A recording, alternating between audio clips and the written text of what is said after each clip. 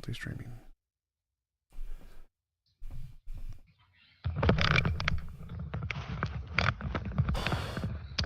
Okay. Are we still there? Yes, I can still hear you.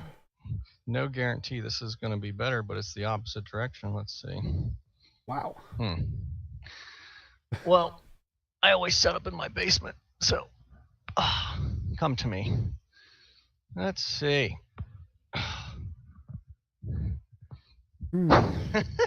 This is the opposite. I guess in your analogy, Jesus has left me in this case. Yes. Oh, come on, buddy. So, how many debates have you done? I think I have 500 and something videos on my YouTube channel right now, so around that. Okay, because probably everything you do, you put on your channel. Yeah.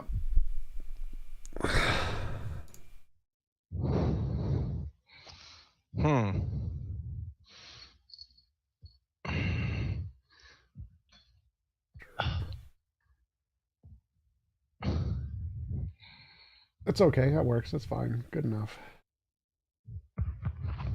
Fantastic. All right. Looks like we are live. Benjamin, thanks for coming on. Appreciate you taking the time to have a conversation with me. Would you mind telling us a little bit about yourself before we get started? Sure. I don't have a very good lighting setup, so I'm currently sitting halfway in the dark. So bear with me. I am, I guess for the purposes of this conversation, I'm a creationist. I lean certainly towards young earth creationism.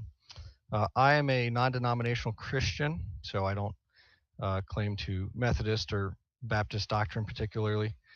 And anything that I discuss, I typically come at it from not a pure presuppositional view, because I do think we need to be a little bit open to discussion. But I certainly lean that way, because from my perspective, if we're going to take God out of the discussion, then it makes certain things a lot less reasonable.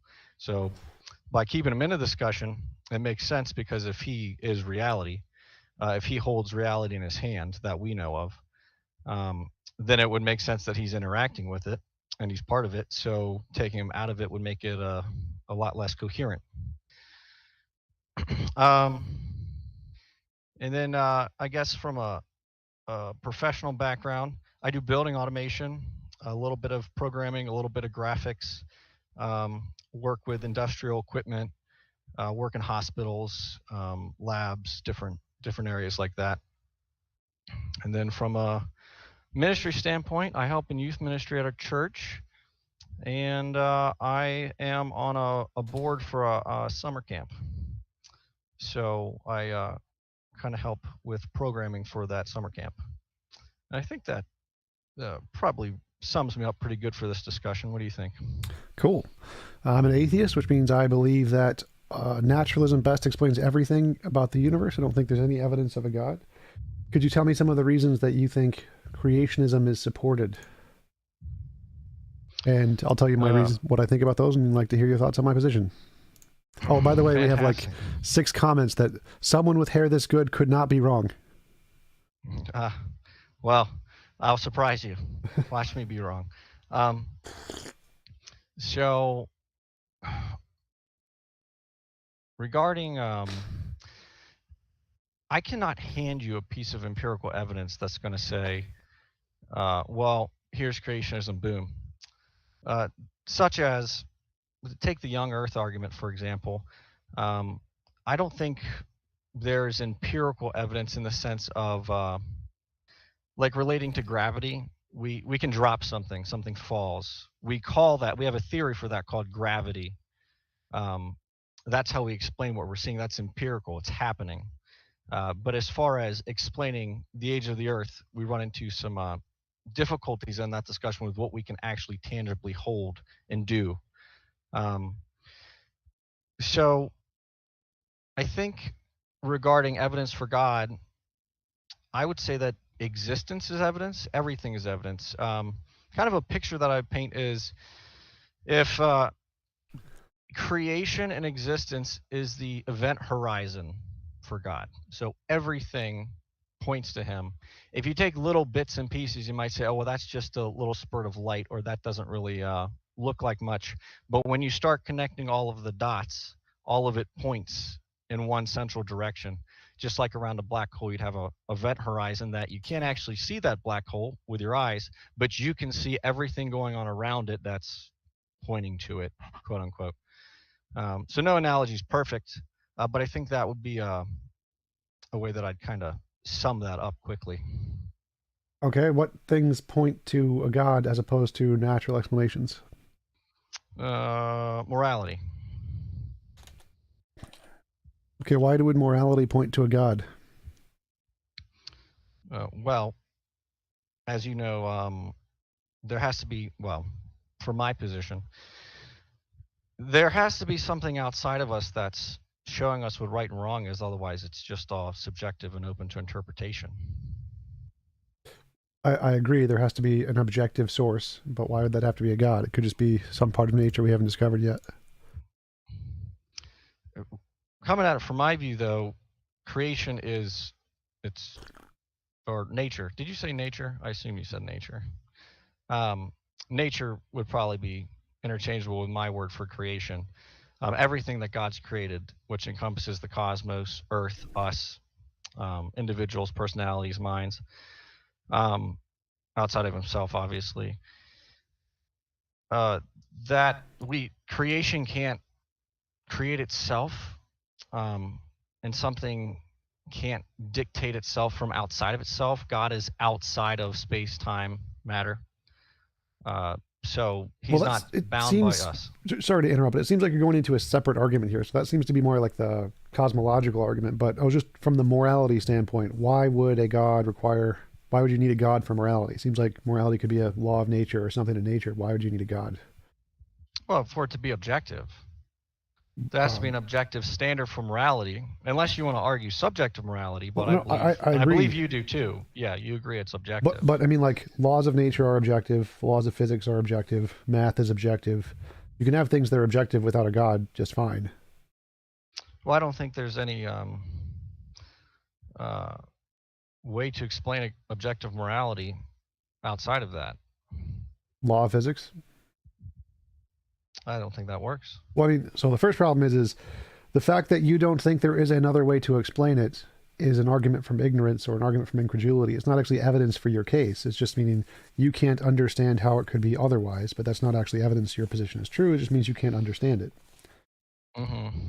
Yeah, no, I fully agree. But physics, the ways that we describe stuff, like the theory of gravity, gravity is something that applies to everything all of the time, and we cannot reject gravity. We can't make the choice for gravity to not affect our lives.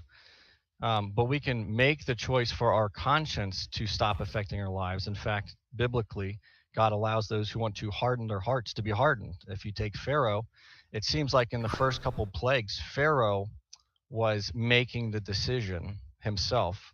And then as time went on, his heart became so hardened, it became a natural thing. And then there came a point where God's judgment was on him, and God was actually just either hardening it himself or saying, Pharaoh's so far gone, I'm going to pull my natural grace out of this situation. He's not going to be able to unharden his heart. Okay, so it's like it seems like your argument is like saying if electromagnetism is a force in nature, then everything must be affected by an electromagnetic field, which clearly that's false. Some things have an electromagnetic field, some things don't.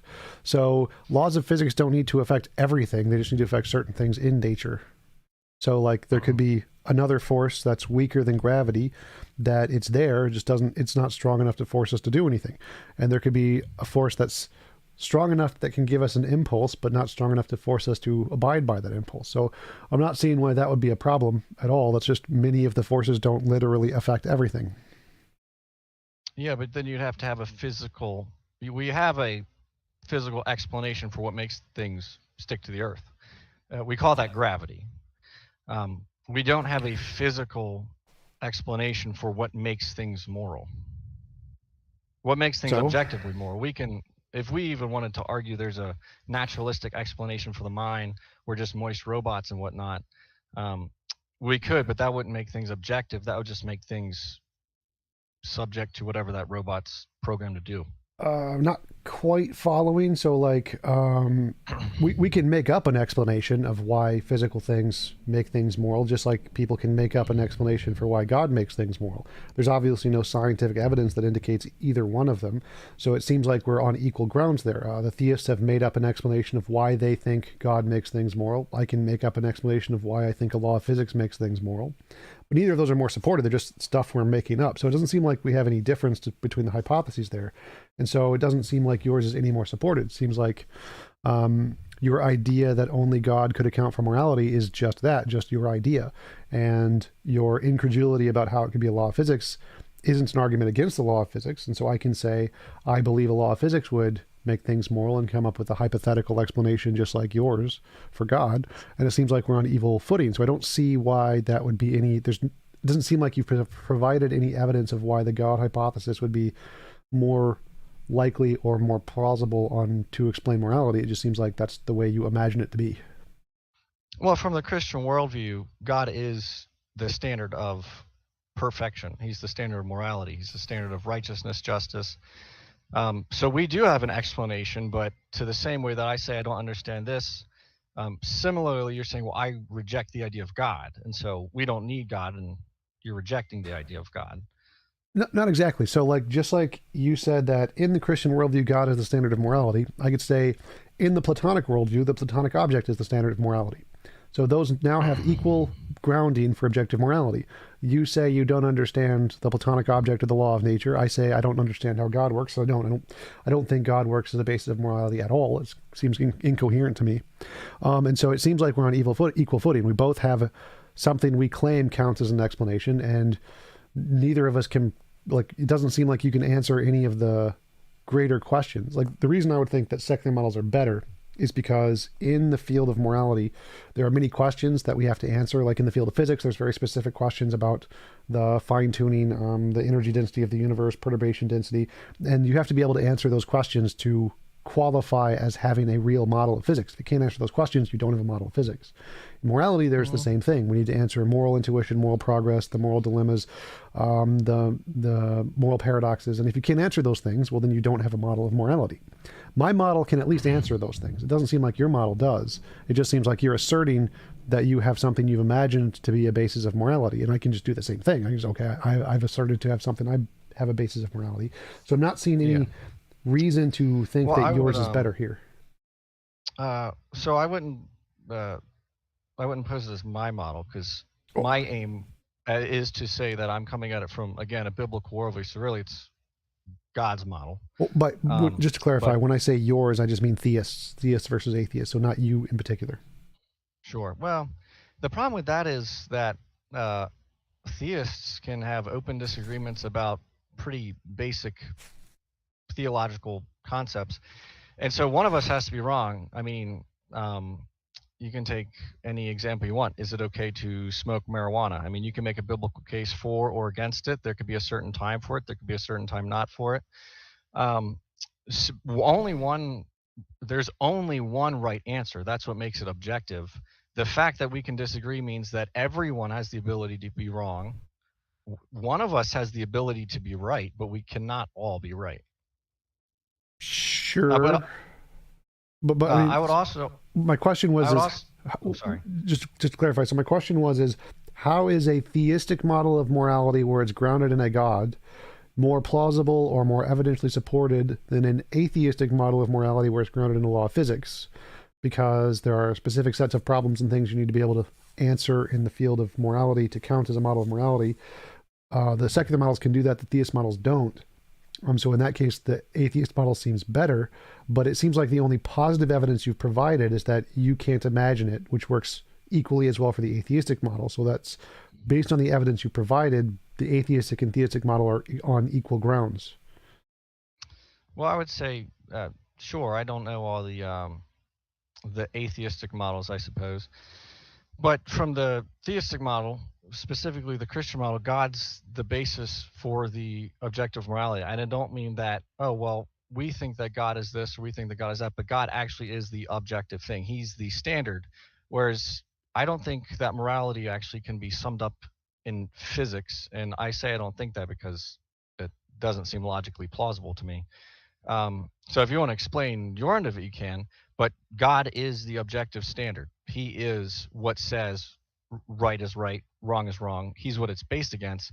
Because he's outside of his creation, he has the full authority to be that standard. He, by necessity, would be that standard. So, it seems like you're saying you can't understand how it doesn't work, and in your worldview, this is how it works, and you understand that, and you seem to be claiming that that's evidence that your worldview is more reasonable. Now, obviously, anybody in their own worldview is going to say, my worldview makes sense to me, and your worldview doesn't make sense to me. And so it seems like the only evidence you provided is that you subjectively think this one makes sense, and you subjectively don't think the other one makes sense, which isn't actually evidence. So, like, I can say, the God model makes absolutely no sense to me, none whatsoever. Sure. So it doesn't seem like that could work. My model makes perfect sense to me. So I've just provided the exact same evidence for my model as you did for yours. So ours is on equal footing. So you need some kind of objective metric or some criteria or something that the God model can do better Well, than the atheistic model.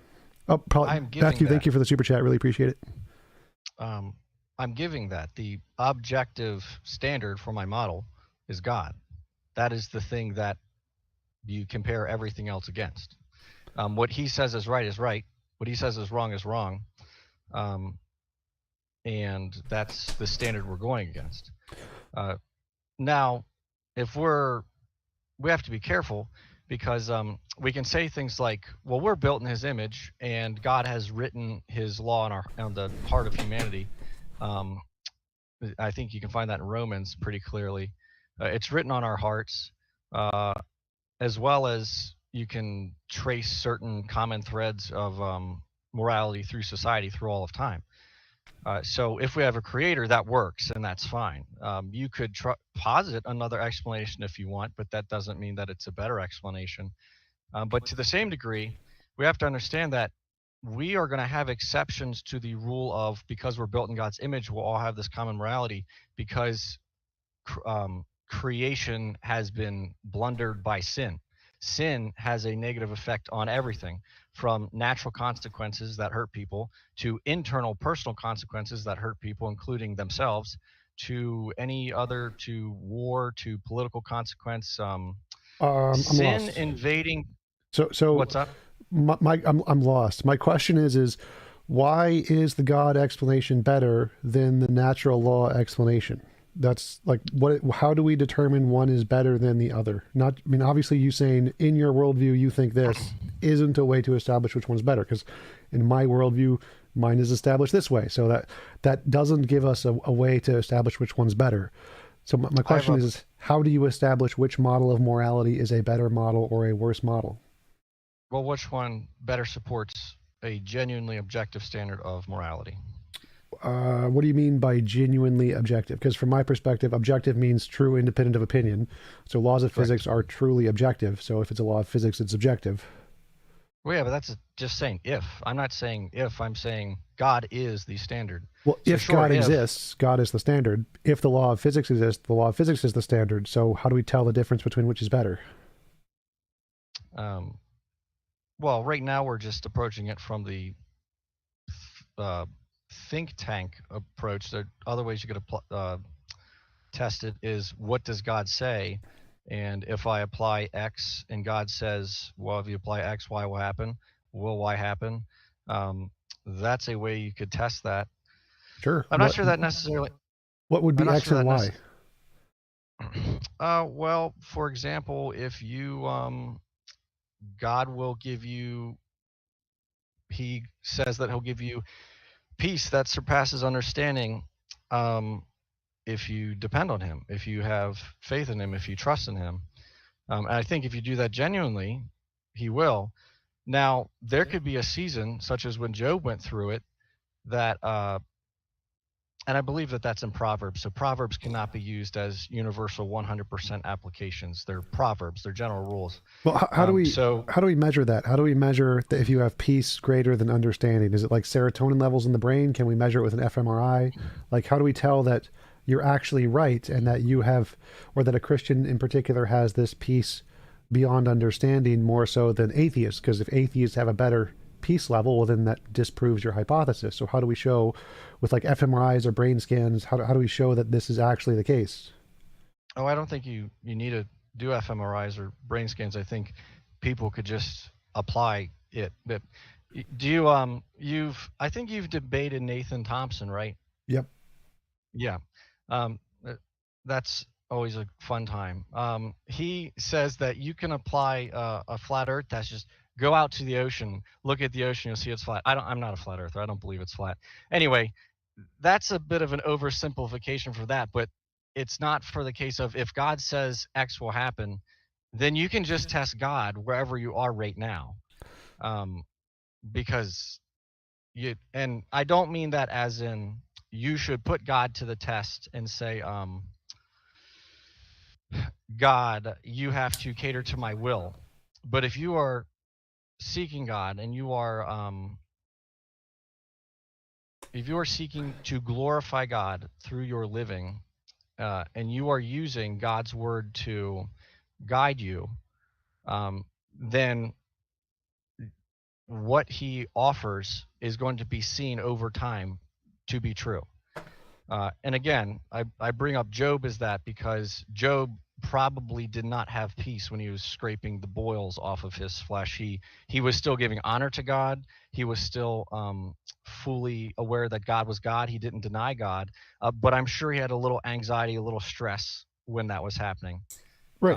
In the end, it resulted in it, and he endured. But Well, my objection wouldn't be the Job objection. So I'm not going to make the objection that some Christians wouldn't necessarily be happy all the time. My argument is this peace beyond understanding thing. This has got to be some kind of a feeling or a sensation or an emotion of some kind.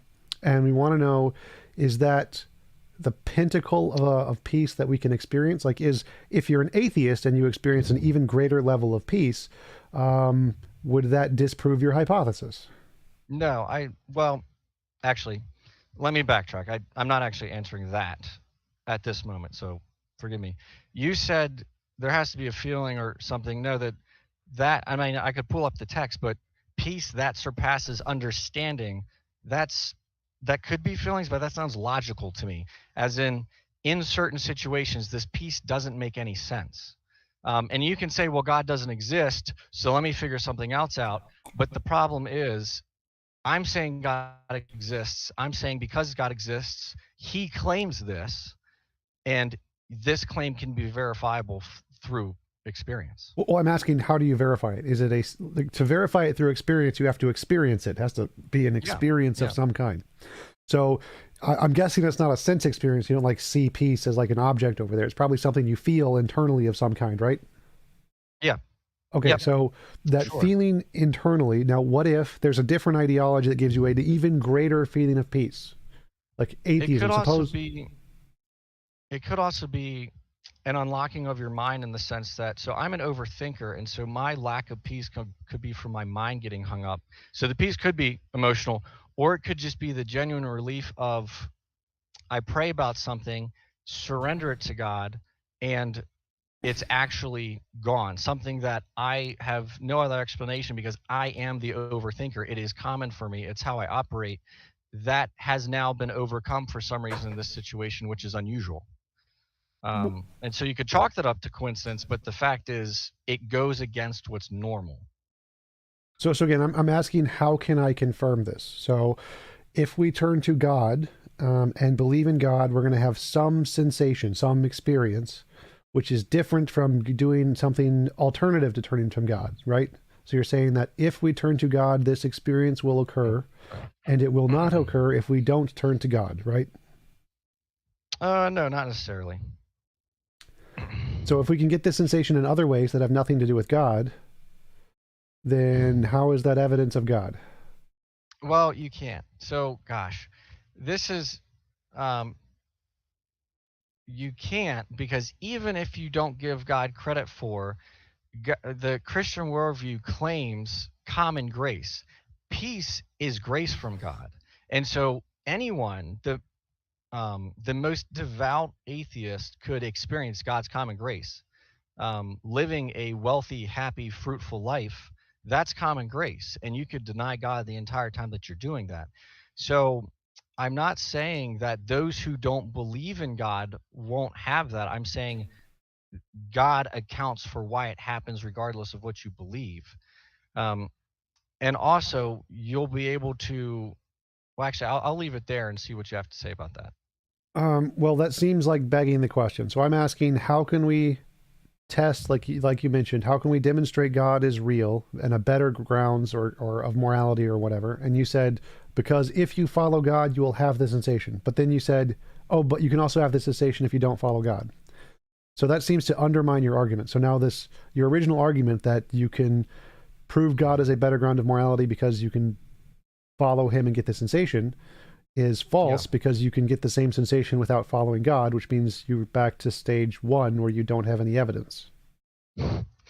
Well, boy, what a conundrum. Um, so I think we need to back up for a minute. Common grace means that it can happen to you regardless of what you believe. God being the explanation is separate from what you believe. He explains it. You don't have to believe in him, but he is the objective basis for that. Crud, I had another train of thought and I just lost it. Repeat your critique of me. Right. So my argument, what I was asking is why is God a better basis of morality than natural law? And you said the reason God is better is because we can demonstrate he exists through this experiment. He says do X and you will get Y. If you do X, you will get Y. And the do X, I asked, what is the do X and what is the Y? And you said the do X is follow God of some way. Follow the teachings of God or something. And then you will experience this unending peace or this unimaginable peace of some kind. And then I asked, well, okay, can you experience this unending peace without following God? And you're like, yes, you can. And well, that means that it's not do X get Y, because now there's do Z get Y or do A get Y. You can get Y in lots of different ways. So if you want to show that God is more likely to be real by some experiment of do X get Y, you need to give me an example of do X, which is following God or whatever, and then getting Y, which doesn't happen in lots of other ways. Because if it happens in lots of other ways, then it wouldn't be evidence of God, because it could be explained by any of those other ways. Oh, that is not Proverbs. Also, I misquoted that. Will guard your heart's mind. So, unfortunately, I may have taken that passage a bit out of context. But I'm not, the peace is not a peace that's one never ending, because I think that would go against my Job argument, because as common as grace is, unfortunately, in this world, sin is equally as common. But the part that's surpassing understanding, that again, that's a logical. I would say that that's a logical approach. It doesn't mean that you necessarily get a feeling, but you understand that the peace you're getting doesn't make sense per any other situation. And I will say, I did take that out of context, so perhaps we should move on from that verse, because it's in Philippians, not Proverbs, and it looks like that Paul is actually speaking to the church, as he's saying, the peace of God, which transcends all understanding, will guard your hearts and your minds in Christ Jesus. So if we're depending on Christ Jesus, then we will have a peace, and I can attest to that. That does surpass understanding. That doesn't mean we're not going to have valleys, because my sin, which is ingrained in me, unfortunately still gets the best of me at times. But I still do have peace that surpasses understanding, very obviously at times. And other times I'm not paying attention to it, so it really doesn't help me. Okay, so the question is why is God-based morality better than secular-based morality?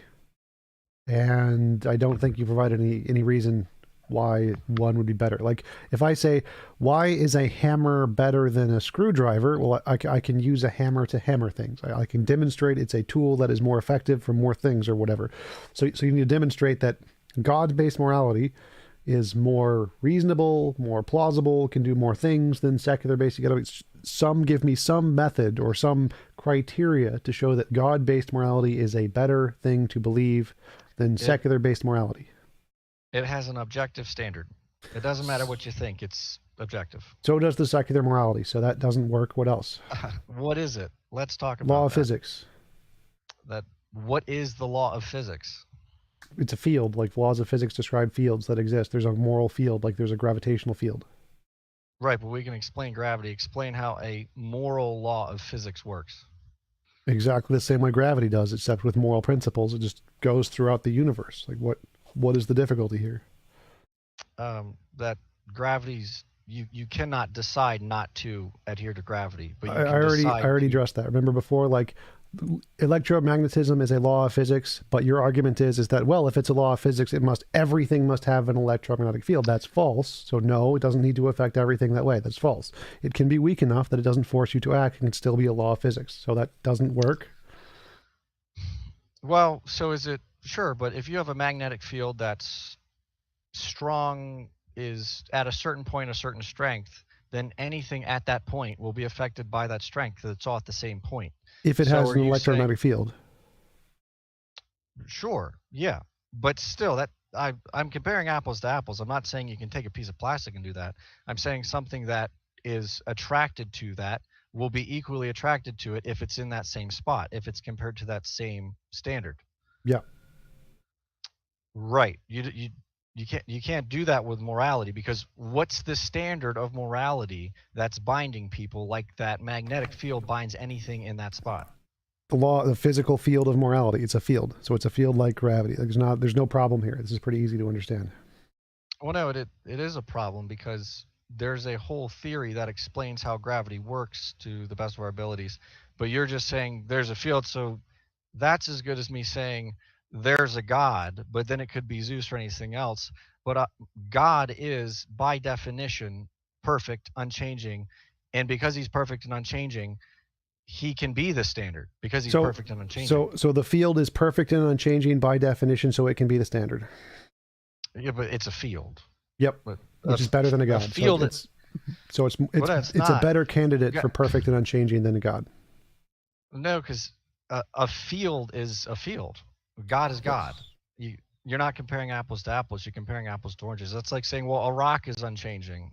Okay, you could say a rock's unchanging. That doesn't mean it is. God is by definition unchanging. I can think of lots of fields that can change. Fields are not by definition unchanging. Well, God I can think is. of lots of gods that change. Gods are not by definition unchanging. So definitions aren't an argument here. Definitions are the way you think of things. Definitions aren't binding. They're just the way you think of things. So it doesn't actually prove anything. I can just say the definition of the field is it's an unchanging moral field. Okay, problem solved. Like definitions don't force anything to do anything in reality. Well, you're inferring that there's other gods, like Zeus. Sure, he's changing, but there is a reason that God told us not to deal with false gods, because then it's going to skew what God is. And so humanity has really gone head over heels over the false gods thing, and so it's very easy to get confused. I don't think I'm you're talking following. about I don't think you're following it. So you've made up a god. ditto. You have an imaginary friend named God, and you think it has these properties. Now I can make up a different imaginary friend with different properties and call that a god, and those are equal. They're exactly the same. There's no more one's no more better than the other. So my definition of a god of Zeus is equal to your definition of a god as Yahweh. They're both just things we've made up. There's not evidence But it's true. Zeus and Yahweh aren't compatible. They're completely different entities in their existence. Zeus has characteristics that um, Yeah, yes, it has are a different made up definition than your made up definition, but they're still both made up definitions. uh, yeah, but that one's not rational against what we see in reality.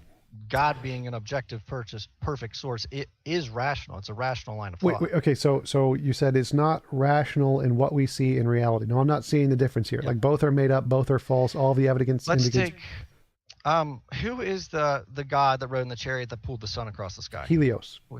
Right. There's some problems with that analogy. It's a god that's a chariot that's pulling the sun across the sky. Yeah. None of that happens in reality. A Yeah. perfect omniscient God who's outside of our universe We don't. That Could doesn't work happen with in reality reality. either. How do you know? The same reason we know there's no Helios pulling the sun. There's no evidence of it. That we can test that by looking at the sun and saying, is there a chariot pulling it?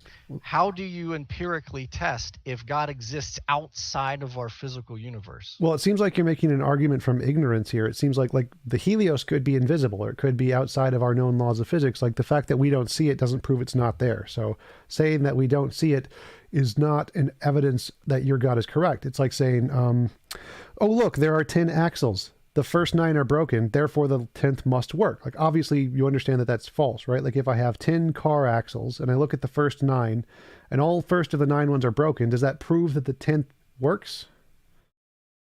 No, that's like the gambler's fallacy. Yes. You can't base a, yeah. Right. So the same thing would apply here. Even if Zeus and Helios were proven false, that doesn't prove that yours is correct. Well, And so they're right. still on the same Well, the same footings. Well, no, it's not. Because what I'm pointing out is Helios has fully testable things that we can say that is just a myth, because there is absolutely no way to verify the claim. God's not claiming to be a chariot. He's claiming to be the creator who's outside of and not bound by this. But Ergo, even if we can't understand it, that again, it would be an argument from ignorance to say, well, I can't understand how God could possibly be metaphysical or outside of this universe. Ergo, God can't exist because I can't understand that. That's also an argument from ignorance. well, no. So again, you're assuming that Helios predicts to be a physical thing that we can physically see, which it does not. It does not predict that. No, none of the Greek gods say that they're made of particles that we can literally see. In fact, they can be invisible whenever they want to. So Helios could be invisible. It could be outside of our space-time, which means the fact that he's a chariot pulling the sun is not disproven. That is not disproven at all. In fact, you can't. It's unfalsifiable, the Greek god claims. So they could still be there. We just can't see them because they're not physical things that we can interact with. So they're the same kind of thing. Neither has been falsified. And this is, again... How do we know Helios claims to be a chariot? Like, the same reason Jesus claims to be a sword. But the claim, okay, so let's take the Helios one. That's fine. That still works in my favor because Helios claims to be a chariot. So it's like, well, okay, that's great. He's on a chariot. What can or beyond the chariot? Yeah. What can you do to show us that? Nothing. Nothing. It's outside of our known physics. Sure, but the claim that is being made by Helios is not verifiable. The claims that are made by God are verifiable. Like what? I think you're going to be limited if you think that we can understand everything from a physical premise. I think what you said is really great there. So if you say, if there are some verifiable claims by God, that would be great evidence. That would give us something to work with. What are the verifiable claims by God? Well, if you trust in Jesus Christ, like it says in Philippians, then it'll give you peace that surpasses understanding. Well, right, but that's not a testable claim because you have no way to falsify it. So that's equally as unfalsifiable as the Helios claim. Because, like as I said, if that same sensation can be caused by atheism or not God, then that isn't a verifiable claim. You can't verify this because there's lots of different ways to cause that. Yeah, but I can verify that claim. You could then claim, oh, well, if you go and you smell a trash can, then you'll get the same thing. Well, I can test that. If I smell the trash can, it's probably not going to happen. But I can tell you from personal experience that it does happen. Again, understanding the full nature of sin and whatnot imperfectly. But the claim is consistent, and I've tested that in my own life. You could test that in your own life too, which obviously would require a lack of atheism. And anybody else watching this could test that.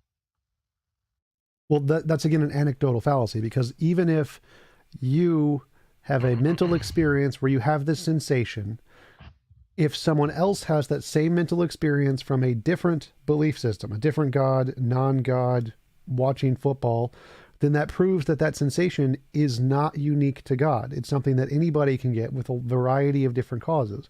So in order to verify your claim, it can't just be your subjective experience. You need some way to show this is the sensation in the brain. Here's how we can measure it. It only occurs in people who believe in God.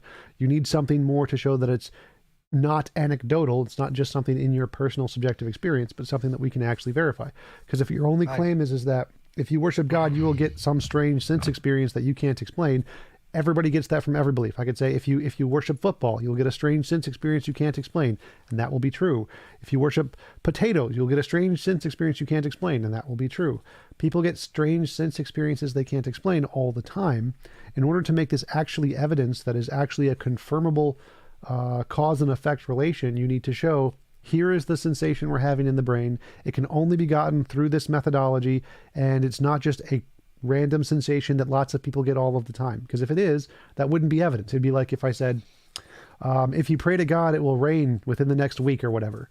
And you could pray to whatever, it's going to rain in the next week, regardless of whether or not it's you pray to God. So if you can't show an actual correlation between the God belief and the sensation, it's just a sensation people get at a random interval, regardless of their ideology, random chance kind of a thing, then it proves it's not evidence of a God, which means you have to demonstrate that this sensation you're getting is causally related from the God belief and not just something that happens by random chance.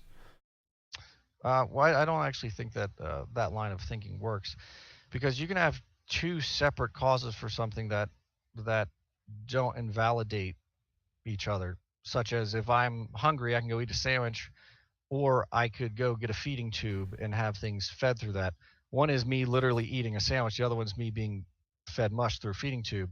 I will still get full from both of those in this experiment, or in this hypothetical. But Right? that doesn't mean that because I can get full from a feeding tube, eating a sandwich is not feasible. Correct. So I one, agree. one example that I would use is, and this is a pretty serious topic. Take depression, for example. There are people who suffer from genuine chronic depression, and it is a blessing that we have medical intervention. And I would never, no one should ever condemn using medicine as it should be appropriately used for. But that being said, I think there's a great deal of depression that we invoke on ourselves. That's not what I just said, because again, there are things outside of our control. Um, there are things that we can do to put ourselves in a state of depression, and God says, well, if you depend on me, you won't have to struggle with that, because the thing you're struggling with is something that's contradiction to me. So if you keep picking that thing, it's going to keep affecting you in that way. But if you pick me, that burden can be taken away. You could simulate that same effect by becoming dependent on antidepressant. Um, so I think that those are two things that could do a similar thing, but the antidepressant in no way disproves God. Um, right. So the argument here would be is like, imagine if I said, I'm going to prove the spaghetti monster exists, and my proof the spaghetti monster exists is that the sun rises tomorrow. Well, I mean, that's not proof the spaghetti monster exists, because there's already a natural solution that explains that. So if you're trying to prove something new that we don't have evidence for, you need to provide something that doesn't already have a natural explanation, because if it does, then that wouldn't be evidence of your hypothesis. So it's called, like if I said, I saw a dog, that's reasonable to believe. If I said I saw a unicorn, that's not reasonable to believe. If there's already a natural explanation that we know and is proven to exist that can explain the data, that same phenomenon occurring in the same conditions would not be evidence of some new phenomenon. So like saying the sun will rise tomorrow isn't evidence of God, and saying you get some curing depression isn't evidence of God. It's just evidence of human psychology. Well, no, comparing, if you take a claim, you have to test something against what it claims. If God claims that he'll do that and he does that, then you're testing him. Again, if an antidepressant claims it will do that, you're testing the antidepressant. If the antidepressant doesn't work and you say, well, this isn't an antidepressant because it doesn't work. If God claims to do that and it doesn't do that, and again, we have to understand that sin does not make it possible for common grace to be perfect. But if it does not do that consistently, if God falls on his claims that he makes, when they are genuinely being uh, implemented, if that's even the right way to say that, then that would be, well, then this is just a bunch of claims that don't actually happen, that don't actually do anything. I want to go back to the spaghetti monster analogy, because that analogy, I don't know how that one has so much traction. I think it breaks down pretty easily. And that might actually be a better one than the I'm terrible with names, so the guy riding the chariot around the sun. Helios. Yes. But So I wanted to so like if you said evidence of God is the sun will rise tomorrow, I can say no, that's evidence of physics. There's something else that explains that. So if you say evidence of God is that I got this super powerful emotional response, I can say, nope, that's just evidence of cortisol working in your brain. So the fact that you claim that this is evidence of God, if it's a super common experience you can get in lots of ways, wouldn't be evidence of God. It's just evidence of the natural phenomenon we already know about. So mundane things that we already know about can't be evidence of God. God will cause the wind to blow tomorrow. Like, no one's going to accept that as evidence because it's already going to blow tomorrow. So if you're Yeah, but predicting things it, that we already know about, it's not evidence. You have to predict something we don't know about or can't understand or will be higher probability to happen under God or something. Like if more Christians were able to cure their major depression by worshiping God, that would be great evidence. It just doesn't happen. It's false. Most Christians can't. Most people who have major depression leave I think it does Christianity like I happen. did. So what cured my depression was sex, not God. And so you can Yeah. get that curing of major depression in a multitude of ways that has nothing to do with the God. And so God having a religious belief that can cause you to cure your depression wouldn't be evidence that religious belief is true. It's evidence that it causes the same mental phenomenon that all of the other things cause to cause a curing of your depression. So that wouldn't be evidence. But if you want Um, to talk about the spaghetti monster, I that's fine. actually would say I don't think that you have statistics to back up that Christians, and I would offer legitimate biblical Christians, not Christians who say I'm a Christian but then go against God's word, because that's by definition not a Christian. But legitimate Christians take sex lives, for example.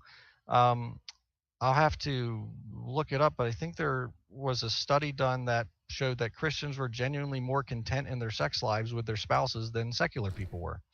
And that's just one example. So I would argue that, again, holding Christians to the claim of Christianity, Christians are probably less depressed than secular people are in general. I would absolutely make that claim. Now, what resource you're going to use? If you use a secular resource, well, then we can claim, okay, well, a secular review said, of course, they're going to go against Christianity. And if you take a Christian resource, then you would hope that they're being honest, just like you would with a secular resource, but certainly there can be biases paired in with that.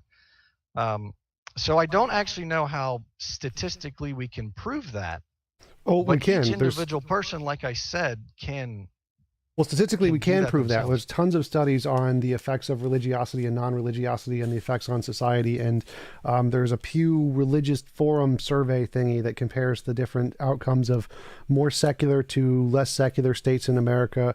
And the more religious states do worse on pretty much everything: child pregnancy, disease, crime, poverty, just every statistic imaginable they do worse on. So we do have stats on that. So that would, if you're going to go with the stats, we can just look at the Pew Surveys data, and atheism wins. Well, yeah, but I like Pew. I think Pew does a pretty good job at being unbiased. I appreciate them. They're not perfect, but what does religious mean? Because Um, Christianity, it certainly is not just religious, because there's a lot of religious people claiming Christianity who are religious, but I would not say that they're Christian simply based on the biblical passages God has given us to kind of know who you're talking to, kind of thing. right. That seems like a no true Scotsman, but you can go based off of any statistic you want. Like if you want to pick the criterion of adheres to this set of passages in the Bible, you're going to get the same result. So it's church attendance, the people who have conviction in God, the more people who pray more often, like the 5 times a day. They were comparing it to all religions, so it was they did each religion separately. So Islam was one of them. Whatever statistic you want to go with, you're going to get the same result. Well, that seems to be a common trend of sin being able to corrupt God's common grace while we're in this world. Um, so that's pretty consistent. But I would say that yeah, you can't take a religious action and say, okay, that's someone who believes in God, because Jesus openly condemned the Pharisees for fasting and showing how much they fasted, and for praying and showing how much they prayed, and for donating and showing how much they donated. I mean, they probably gave and prayed and fasted more than most of the people around them, but at the end of the day, the Pharisee who was talking about how good he was in the temple was that much less pure than whoever was the beggar or the tax collector or whatnot next to him. So humans are really good because of sin at corrupting God's perfect design and intention. And so, as long as we're trying to use humans as the standard, it's going to be very hard to do that. But we personally can test these in our lives and our relationships with God. Well, you can't, because that's an anecdotal fallacy. You have to show that there is a difference between the success rate of this, whatever you're testing, and random chance. And you can't do that personally because it's an anecdotal fallacy. But you can pick whatever stats you want. All of the studies that have all picked, these are done mostly by Christian organizations like the Templeton Foundation. You can pick whatever stats you want to try and identify the true Christians who have better lives, and you're going to get the same results. Secular people are better at pretty much everything always. If you compare like in states in the U.S. or countries in the world, you always get the same result. Secular people are better off in pretty much every statistic. Yeah, but what does better mean? Less of the bad stuff. So like in the case of rape, Sure. it's less rape. In the case of crime, it's less crime. In the case of divorce, it's less divorce. In the case of child pregnancy, it's less child pregnancy. In the case of famine, it's less famine. In the case of housing, it's less homelessness. Like whatever pick whatever stats you want. Like many Christian organizations have tried this, and they've tried to find the stat that represents the true Christian, but every single study they do finds that secular nations do better. So there's been no successful studies by Christians that have been able to identify that the true Christians are better than the secular organizations. But if you want to do a different one and find the correct stats, that's totally fine. You can do that. Just all of the stats, all of the data in all of the world seems to indicate that's not the case. Well, that's just silly, because sin corrupts everything. So even if you were right, there would be some stats that go against what you're saying, because that's just the nature of the world. Even things that should be perfect aren't. But assuming that you're right, which I don't think you are, but what are some studies that you can cite that can actually point me to that direction? Because I'd love to see what you got and to see where they're actually originating from. All right, let's go to. I just did a debate on this with Islam. Desktop 2, live debates, Kenny Boomer. If you are curious as to which states are the most and least religious, simply check out the Pew Forum's Religious Landscape Survey. So that's Pew Forum's Religious Landscape Survey. It's all there, and you can go ahead and check out the various states varying in terms of social well-being. The correlation is clear and strong. The more secular tends to fare better than the more religious on a vast host of measures, including homicide, violent crime rates, poverty rates, obesity, diabetes rates, child abuse rates, educational attainment levels, income levels, unemployment rates, rates of sexually transmitted diseases and teen pregnancy, etc. You name it, it's on nearly every sociological measure of well-being. You are most likely to find the more secular states with the lowest levels of faith in God and the lowest rates of church attendance faring best, and the most religious states with the highest levels of faith in God and rates of church attendance faring the worst. So, Pew Forum's Religious Landscape Survey. Got it. What else you got? Well, that one just gave like a bunch of stuff. So, I mean, I could find more, but I don't really need to. Well, if you're going to claim that everything points that way, then it should be pretty easy to just give a few more. Well, I mean, I just gave one that listed about 20 different metrics of value in life. I mean, I could find other ones. It's not hard. Is that so? Did this one study look at all those values, Yes. or was it 20 independent studies? Both. It's a meta study. Right, but it was conducted by, I would assume, one organization or one group of people, one umbrella of people. It wasn't these people over in Taiwan who have no idea who these people are over here. It's not multiple studies from different places. It's a meta study. You know what a meta study is? It's a study that combines a bunch of different other studies and then does correlation data that shows that they're correct. So it does both. So thank you for the super chat, Matthew. Appreciate it. Got it. So does this Pew Forum list where I would assume that it lists where all of this information is coming from, what studies it's being sourced from? Yes, you can go find that on their bibliography if you would like. Sure. Okay. Well, very good. So on that note, let's go back to the flying spaghetti monster analogy after I take a drink. Sure. Did I bring out the flying spaghetti monster yet, or is this Yes, you did.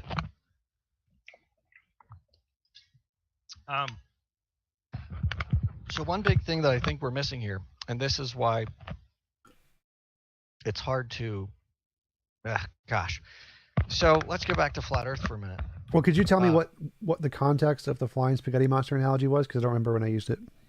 Yeah, it was, I think it was just saying, well, I could say that this flying spaghetti monster is an explanation for X and Y and Z versus your God. Gotcha. I believe that sums it up.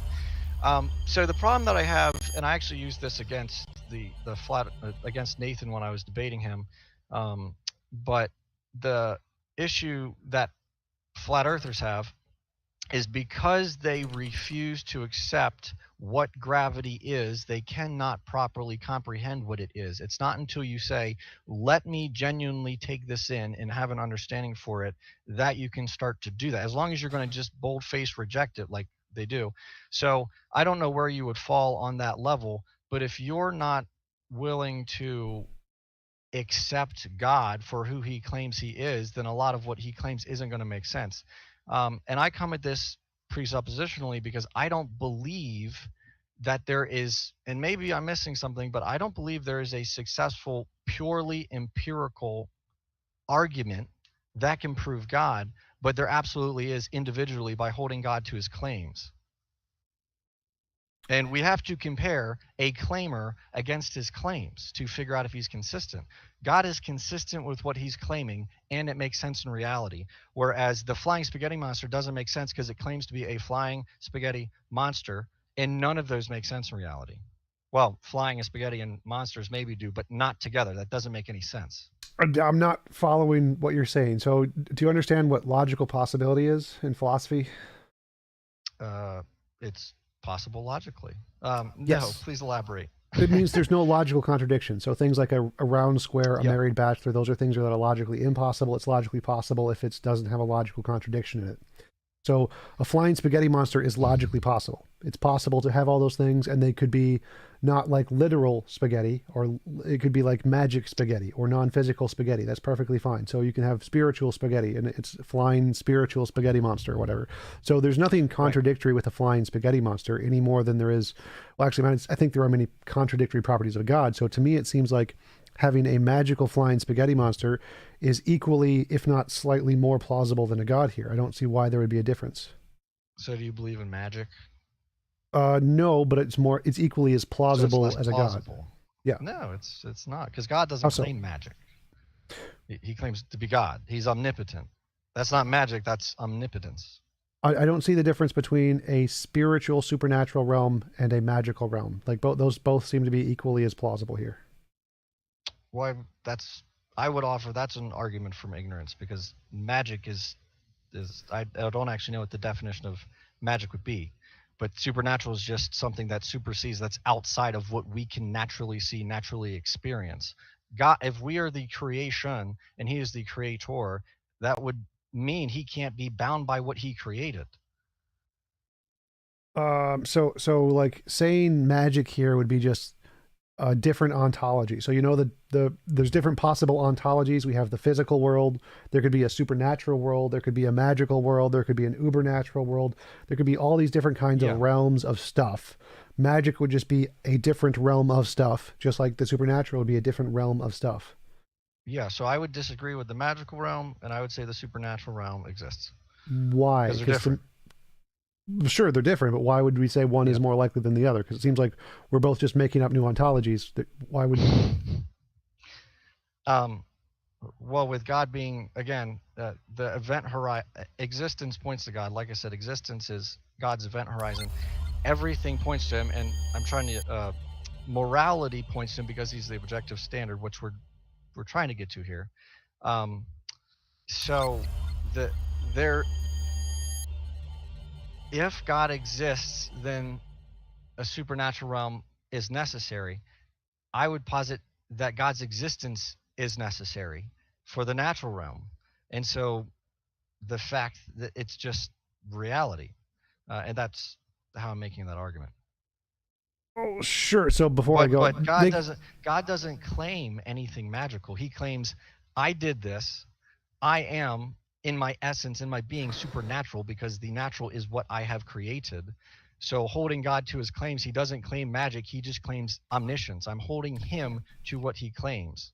But a flying spaghetti monster, which I guess you'd have to believe in magic unless he's claiming to be supernatural, but flying spaghetti and monster are all natural things. So that doesn't really make any sense. well, I mean, not really, because I mean, consciousness is a natural thing. Thoughts are a natural thing. You could just label God's properties as natural things too, and you'd say, well, that's just an analogy. They're not really God isn't conscious in the same way we're conscious because it's just an analogy, right?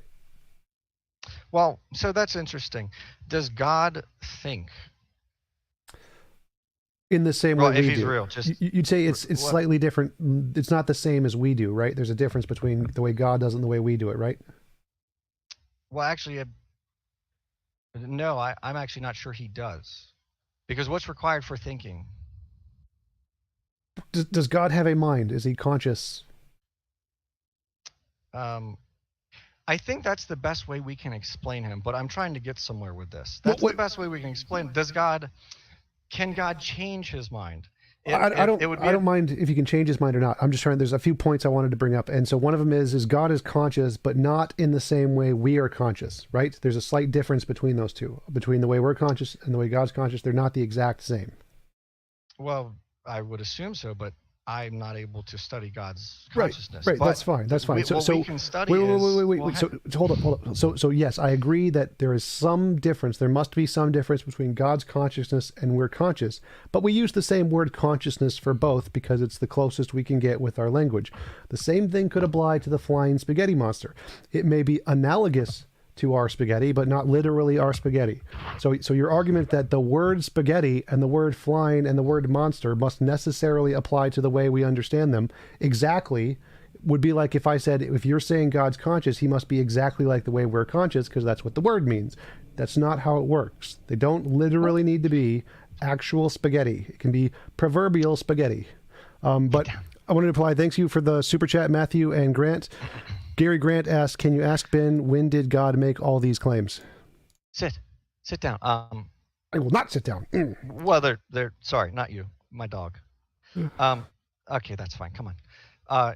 In Scripture, he makes all the claims that we know of in Scripture.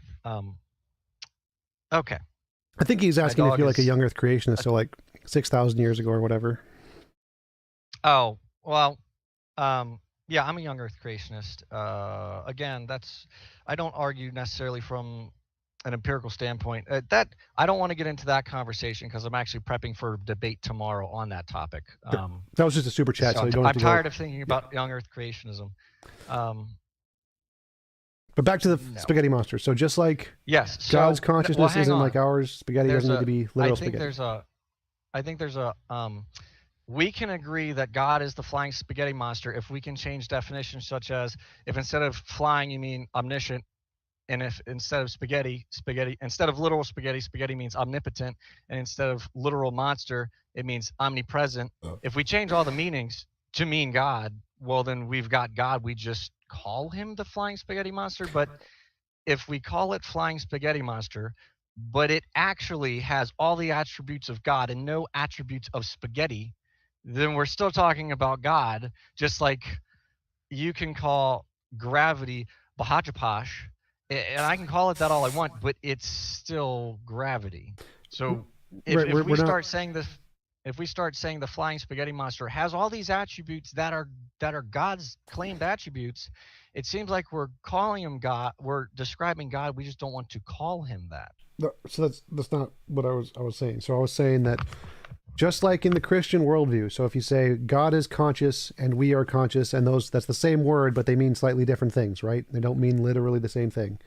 If we say in the Maybe Pastafarian worldview, they say it's a spaghetti monster, a flying spaghetti monster, but the word flying and spaghetti don't mean the exact same thing as they do here. So they're similar, but not exactly the same. They're not describing God. They're not using omniscience, omnipresence. It's literally just magical spaghetti. It's not non-physical spaghetti. It's still spaghetti, but it's non-physical magical spaghetti, and it's non-physically magically flying, and it's a non-physical magical monster.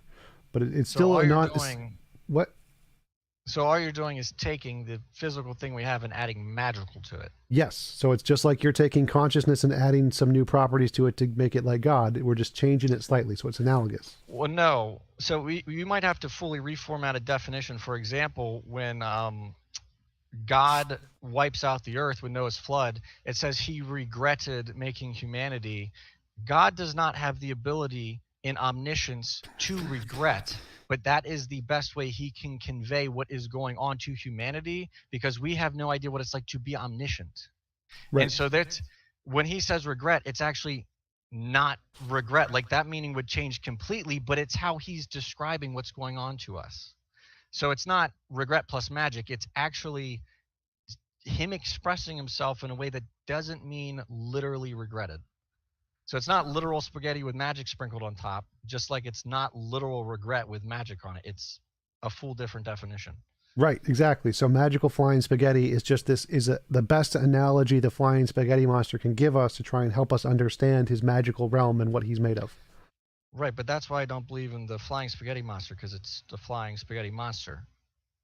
That has that if the flying spaghetti monster can offer a a perfect and an unchanging basis for morality, then it is God. We're just calling it the flying spaghetti monster. But if it can't do that, then it is certainly not God, because that's what God claims to do. Well, again, it seems like you're presupposing there's only one way God could be, and that's false. You can have there's many different ways an omniscient being could be, an omnipotent being could be. There's like there could be one that Well, only not wants what? you're presupposing that God isn't real, because if God is objectively one God, if Yahweh is the only one, then no others have the ability to exist. So you are assuming that God doesn't exist, or all gods are equal or fictional, which No. again, you then are you're having the flaw you're trying to push into my argument is actually the one being exposed in yours in that basis. No, because all I'm using is logical possibility here. Is there a logical contradiction with an all-powerful, magical flying, magical spaghetti monster? No, there's no Yeah. logical contradiction in those things, as far as I can tell. Well, there's I guess um sure, but then let's test that. There's no logical contradiction with me being able to make my hair disappear, but there is a contradiction with reality, because even though it's logically plausible, it's not real. Like it can't happen. So Wait, there what do you is mean? no Because to me, it seems like it's equally as possible for the spaghetti monster to exist as for the Christian God to exist. So I don't see the difference between the two in this example. It Well, seems like that's they're what I'm that's why I'm saying it's important that we test something against its claims. I'm claiming I can make my hair disappear. Fully logically reasonable. Okay, we'll do it. I can't. I cannot make my hair disappear. That's not something that happens. If we test God against his claims, there's no confliction with reality if we're taking God at his word, not at our assumptions about him. That's why we have to compare God to what he claims. well. It's So like if well, there's two things there. One is that I see more errors in the Bible, the Christian Bible, than I do the Pastafarian Bible. The Pastafarian Bible is pretty well grounded on science, so it seems like that's more accurate. So it seems like the Pastafarian God is more in correspondence to reality than the Christian God. And the only example that you've given of being able to test God is something that is pretty common psychological feature that you can get a lot of ways, just like the rain falling and making the grass wet. It's not really particularly good evidence. So I'm not seeing what your examples are here, because to me it seems like Spaghetti Monster's book is more in correspondence to reality and has less mistakes. The Bible has tons of mistakes and doesn't correspond to reality, and you haven't provided any way to test God that isn't something that's mundane that we already know about. if the flying spaghetti monster is the flying spaghetti monster omnipotent? Depends on which version you read. We can go with yes, sure. Why not? I don't care. Okay, well, if it's not, then it's not all powerful, which means there's things outside of its control. So how can we trust it? Wait, did you say Is it omniscience or omnipotence? omnipotent? So yeah, I I think meant it to would say be. omnipotent. Yeah, I think it would be omnipotent. Yes, Okay, would it also be omniscient? maybe. I don't think it requires that. Okay, well, God will require that, because if Why? he's not all knowing, then how can he be sovereign, which he claims to be? Why would I don't understand the word either of those words here. So I don't think if something's omnipotent and it created the universe, it can be God, and it doesn't need to be sovereign or omniscient. Like none of those, neither of those are Oh, I required. I changed the word. I changed the word to omniscient there Yeah, at the end. yeah, So is right, omniscient. right, So omniscient is all knowing. right. You don't need that. You don't need that to be God. There can be a God who created everything and isn't all knowing. Uh, I wouldn't agree with that, but Why? I don't know how that would work. Which is a claim from ignorance. So just stand by. Let me think about that for a second. Um, well, because if he's not all knowing, then it goes back to reliability.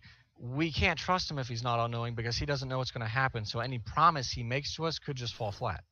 Well, why does that make him any less God? If he's the most powerful being who created literally everything else, he's still God. Doesn't matter if he's trustworthy. Well, sure. No, that's fine.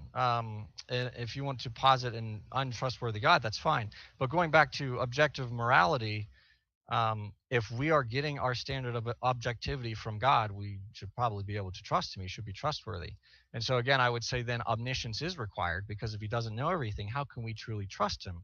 And if he doesn't know everything, then how can he be unchanging? How does he know he's going to not change when he makes us that promise? I'll address that in 1 second. We got a super chat. Thank you, Shadow. Well, here goes to the Grubhub money question for the guy with the weird afro. What century were you born in? You have a nice style there. Oh, thanks. Um, well, 20th, or 21st, but actually 20th, 1900s. So sorry. He's Yep, actually that's all I got for 17. you. It's 17. Gotcha. But If there's some sporadic movements on my camera, it's because my dog is sleeping on me, and she's a 60-pound lap dog. So no problem. Yes. So yep. my question here is that there's a separate point here between morality and omniscience. To me, it seems like there could be a God who's all powerful, who created the universe, and it's just all powerful, omnipotence, no omniscience. It doesn't seem to need omniscience to create the universe. It can create the universe just fine.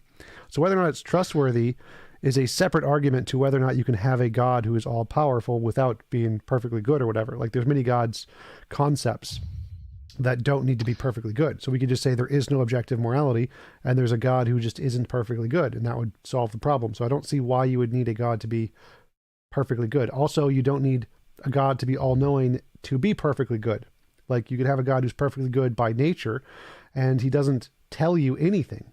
And so you don't need to like trust what he's saying. It's just his nature that's good. Yeah, So that is actually the biblical God. That's the biblical worldview. He is good in his nature. Like he is good. It's not that he right. does something because it's good, and it's not that something's good because he does it. It's that he is the standard. He is good. Right. And I'm using that as an example to show that you don't need omniscience, all knowledge, to be perfectly good. You can be perfectly good even if you don't have all knowledge, because the reason God is good isn't his knowledge, it's his nature. Uh, sure. Yeah. Um, So you could I'm have a trying to God figure out. who's all powerful and all good, but still doesn't need omniscience. You don't need omniscience to have a perfectly good, Well, all how powerful can God. you? Yeah, but you can't trust that he's all powerful. How can he know he's all powerful if he's not omniscient? Because for all he knows, all the God knows, he's not all powerful. There could be something more powerful than him. He's not omniscient. Well, I don't understand the question here. So, like, how do I know he's all powerful? I don't need to know. That's an epistemology question. I'm just asking: is it Well, ontologically possible? Like, could there exist a God who is all powerful and perfectly good who doesn't know everything? And the answer is yes. Whether or not we know it doesn't make a difference. Like whether we could well, no, know he I exists is sure we couldn't know he exists. Yeah, but in that case, we also would have no reason to posit that there's a God, if that's the case. If there's no way for us to know that he exists, then why would we worry about that? Uh, that this is a different thought experiment than I'm used to, so I apologize for not addressing things clearly. But yeah, what do you think? well, to me, it seems like you're confusing epistemology and ontology. So, like, whether or not we think there's a God doesn't matter. It's irrelevant to the question. So Correct. imagine there were Yeah. no humans created in the universe yet. We're pre-human Yeah. era. Could there be a Yeah. God who created the universe who's all powerful and all good, but not all knowing? Well, yeah, like there's, of course, he's all powerful. He could definitely create the universe. Well, but And it see, wouldn't that's matter if he was but all you're knowing. you're begging the question there though, because how do you know he's all powerful? Because unless he's claiming to be all powerful, you're just assuming he's all powerful. So I don't think that that works because then you run into problems with God. So I'm asking about the problems with God part. Whether or not we know doesn't provide any problems for God. So if we know God is all powerful, versus we don't know God is all powerful, neither of those things are a problem with God's nature. There's no internal contradiction with God either way. Whether or not we exist poses no problem to God. So Sure. asking how do we know something is an epistemology question. It's a fallacy in philosophy known as confusing epistemology with ontology. Trying to ask how you would know something is irrelevant to the case of whether or not it's true. So the truth I of the think I statement. I think I got it. Okay, so I am saying that a God I'm arguing that a God cannot be omnipotent without being omniscient because um, there would be no plausible way for that to happen because you cannot be omnipotent. God could not be omnipotent without knowing that he's more powerful than everything else, because I'm there not. could be something more omnipotent. Just like if we only know God, if we only know God and the view that you're giving, if we only know the God that you're describing, there could still be a more powerful God out there unless something that knows everything tells us there's not. So I would agree that us knowing something is separate, but I don't think that it works saying there's something all powerful without knowing if there's something more powerful, because then saying all powerful becomes subjective. Uh, could something be all powerful and not know it? Like, could it be the most powerful thing in the universe and just not know it?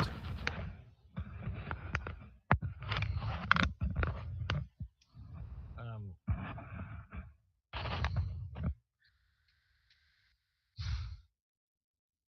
I will say I will just concede with I'm not sure,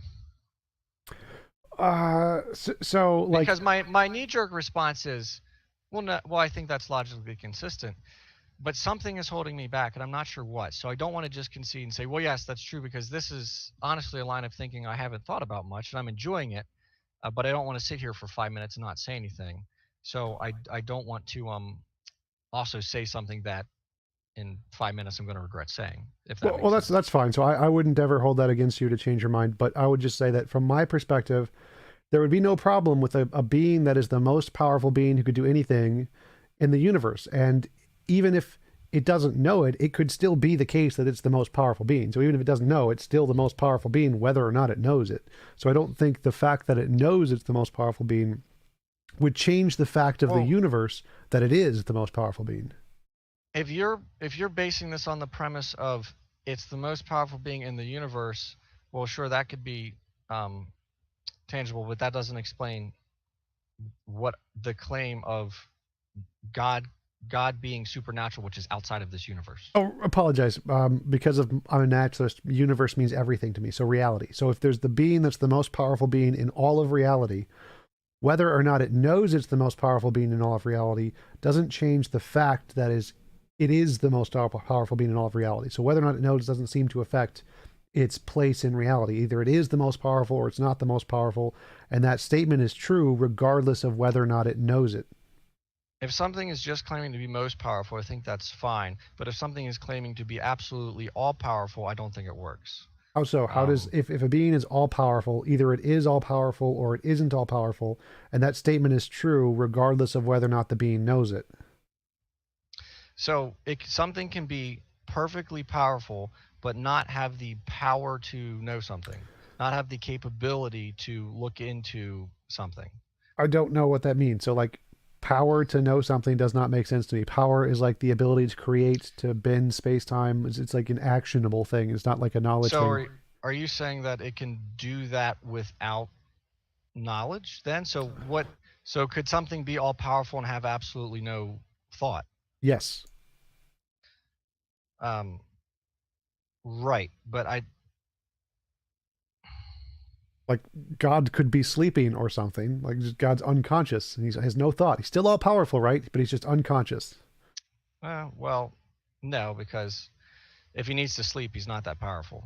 Well, he doesn't need Um, to sleep, but he could choose to sleep. He could choose to put himself to sleep or whatever. So he could be unconscious, but he's still all powerful. He's an all powerful if he being. if he entered into this world, he could, but I don't think so. Going back to my thought experiment of does God think? That's like God is. God said, I am. God is unchanging. And so the question of thinking requires an elapse of time for processes of thought to go from one leg to another leg. But if God is outside of time, then that would support, or that would be coherent with being omniscient, because the process of thinking, the process of coming to conclusions never happens with God, because he knows everything all the time, right now and forever. And that's not a contradiction, that's a paradox. It's something that we, because we are limited by our logic, we assume God's limited by logic.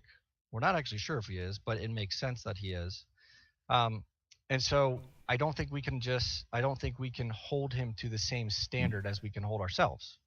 Well, that's your conception of a god, but I don't see any problem with a kind of a god who could sleep, or a kind of a God who has a mind or changes. I don't see a problem with the changing God at all. So it seems to me that there's no problem with the idea of a God who has a mind, kind of like ours, who can sleep if he chooses to, and is still all powerful. So it could still be an all powerful being with like a human kind of a mind who just sleeps, chooses to sleep. Like I don't see a logical problem. There's no logical contradiction with that. Um, I would have to get back to you on, if we are going outside of what God is, that's fine. But uh, again, I am coming at this from a actually, I understand why you're making the point that you're making, because obviously you're trying to level an argument that's equally as valid that isn't my worldview. Um, so I get that, but I think that an omniscient, omnipresent, omnipotent being would be a better explanation than yours. So I'm not sure if yours is logically plausible. It could be. I haven't thought about it much, but I would say that mine would be logically make more sense. Super chat from Johnny one, Johnny Own Music. Johnny Own Music. He said God would not need to have sleep, but didn't God need to rest on the sixth day after creating the universe? He rested. And again, just like God can't change, God did not need to rest, but he instilled a pattern for his creation as soon as he was done creating it. And he instilled that pattern in Israel. And he actually still encourages that pattern, even though we're not bound by the law of Israel and whatnot. But that's a separate topic. So, no, God didn't need to rest, just like God cannot change his mind. But he gave us examples of patterns that he explained himself in a way that we can understand. All right, so going back to the question, you said that your idea of a god is a more plausible explanation of the universe. I don't understand how yours is more plausible than mine. That's the argument here, is that it seems to me that the alternative model I'm presenting is equally as plausible an explanation as your model. That's the point I'm trying to make, is that it seems like that you've adopted this model because you like it the best, but I don't see any logical or evidential reason to prefer yours over the one I'm presenting. Well, when did yours start?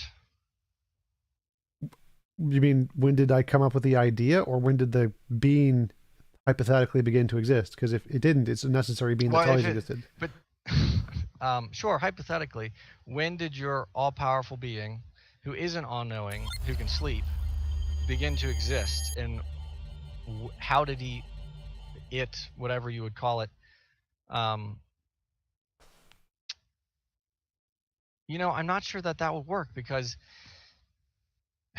if you do not have the power to know what is going to intervene with the universe that you've created, I'm not sure that you can be all powerful, because if you're all powerful, you can prevent things before they happen. But if you can't know what's going to happen, then you can't prevent them. So there is a limit to your power.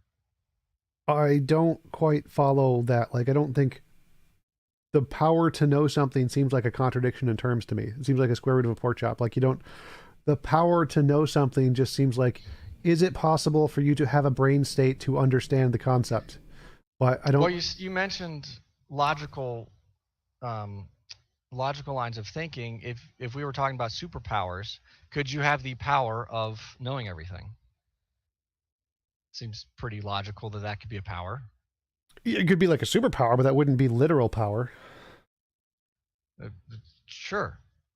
So I think that in order to actually be all powerful and to have the ability to use that all powerfulness, you would also have to be omniscient. Otherwise, again, I don't think that you can be all powerful and say, well, I have the power to prevent anything, even though I don't know that anything is coming. So anything could come and surprise me, but somehow I have the power to prevent it, even though I don't know it's coming. So you could address it once it gets here, but you can't prevent it. You don't have that power because you don't know what's coming. Doc Palermo, not thank you for the super chat. A transcendental being must be timeless and cannot know propositions about the past and future, but such a being must know these propositions, so it is impossible for a transcendental being to be omniscient. Says who? Well, he's saying that if a being is unchanging, then it can't know facts, because knowing facts requires time. I disagree. I explain that through God's being, he doesn't change. Through God's, I don't think that God thinks. I think we can understand him as a mind, but I don't think he thinks because he already knows everything all at once, all at the same time. It's the knowledge is always there. It's always been there and it will always be there. The universe he's created is based on a timeline. God is not based on a timeline. He's outside of time. Okay, so back to the point, mine would be is that I don't see any contradiction with, like, you asked earlier, can there be an all-powerful being that has no consciousness? I would say yes. Like, there could be just a field, an infinite field that has energy to create everything. And it's a kind of like a quantum field that emits things randomly or whatever, or has a nature to emit certain patterns or whatever. And it has infinite energy, so it's all powerful. It could create or destroy everything, but it has no knowledge. So I don't see a logical contradiction with this. I don't see any connection between omnipotence and omniscience in that you need knowledge to have all powerful. You could be all powerful to create everything, infinite universes, whatever, just fine without any kind of knowledge. Or you don't need to know anything about the future. You don't need to prevent anything about the future. It's just if you have the infinite knowledge that makes you able to do all of those things, your omnipotence, regardless of whether or not you have the knowledge to act on those possibilities.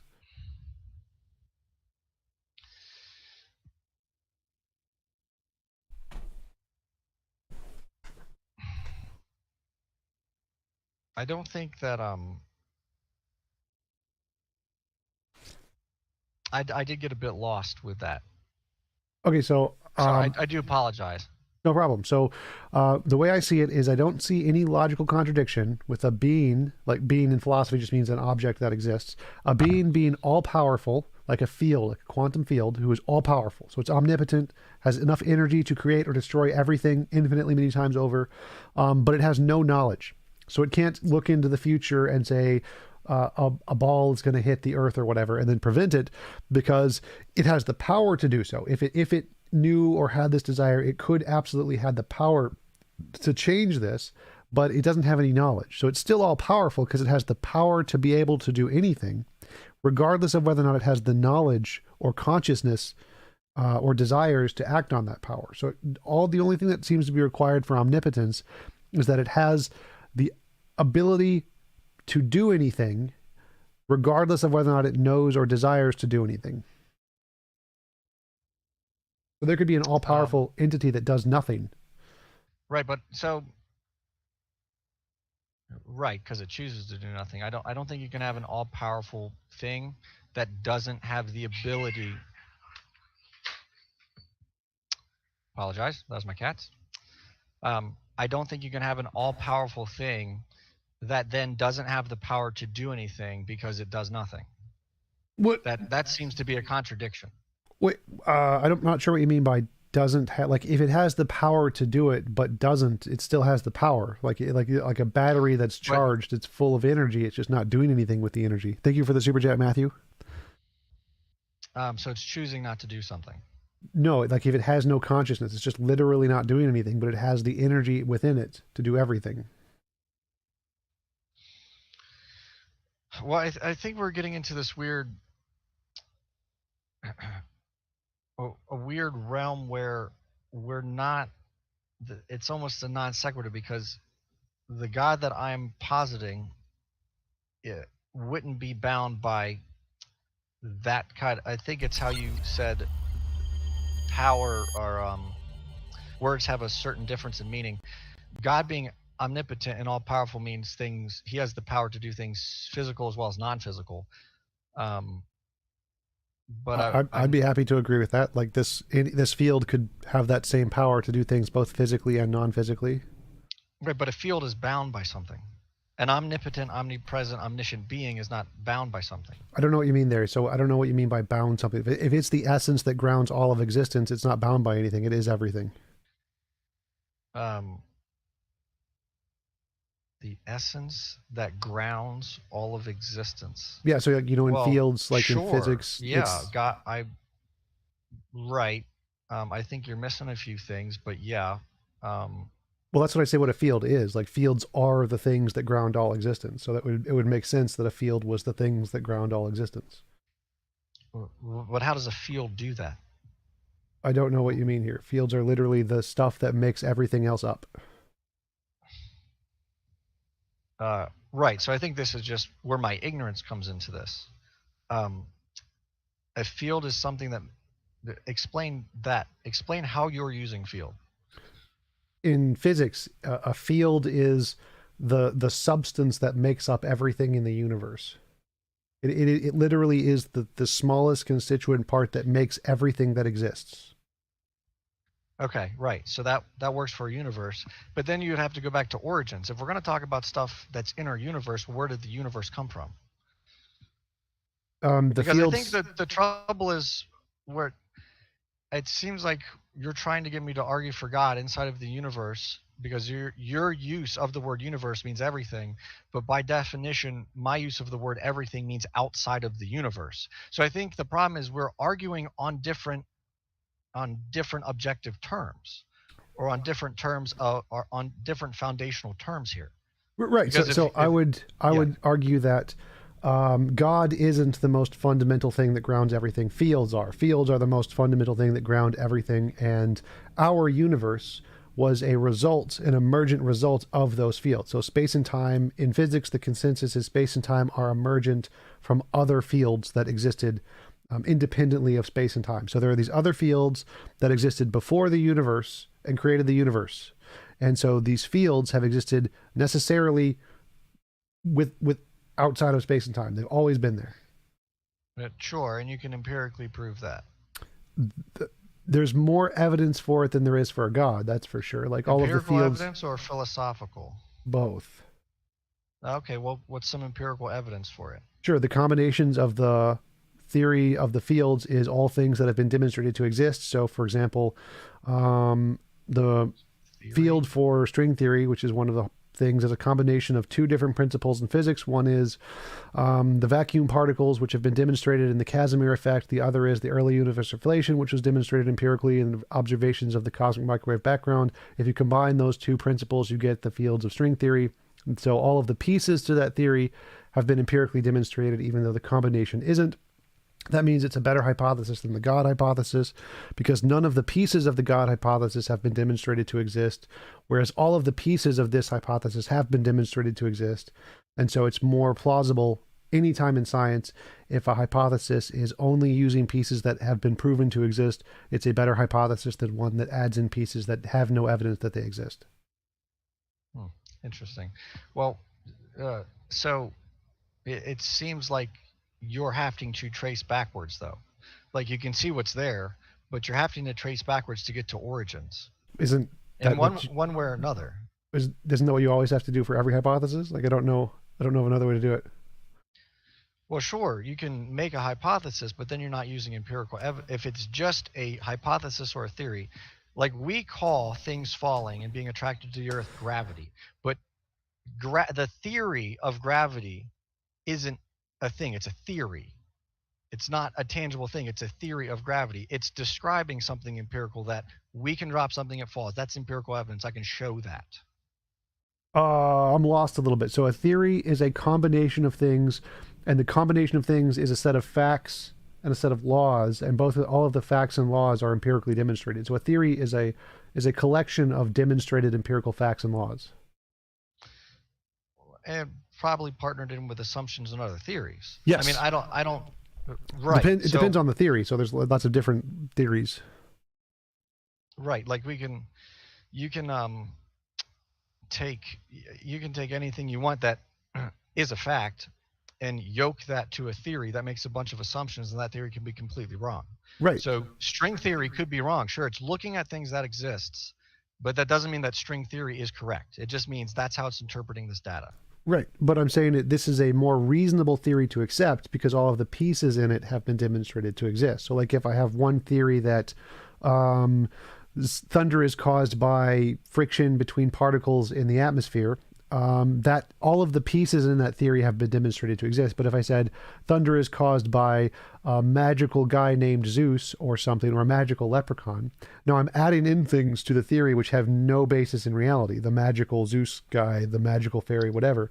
And so For the better sure. theory Yeah. is the one that's only made of parts that have already been demonstrated. Even if the combination hasn't been, each of the parts have been, and so it's a better theory. So the same thing would apply to string theory. String theory has all of the parts in the theory have been demonstrated: Casimir effect, early universe inflation, cosmic microwave background radiation.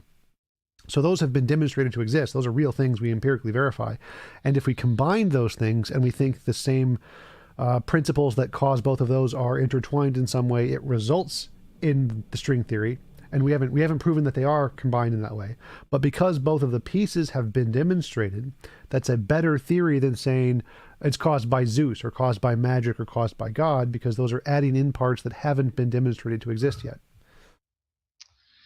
Um, so sure, but I could also say that not sure as in I agree, but sure as in I'm coming down a train of thought of just because you know that lightning exists and you understand how lightning works, that does disprove Zeus if Zeus claims to be the one throwing the lightning bolts, but it doesn't disprove God because God doesn't claim to be throwing lightning bolts. He claims to be the one that's in control of all matter, of everything, of his creation, and he's outside of it. Zeus I is think in his creation, I and think I in the think you might way, have missed the point there. So the point is, imagine we don't know what causes lightning. Imagine we're living 1,000 years ago and we have no idea what causes lightning. We just see lightning.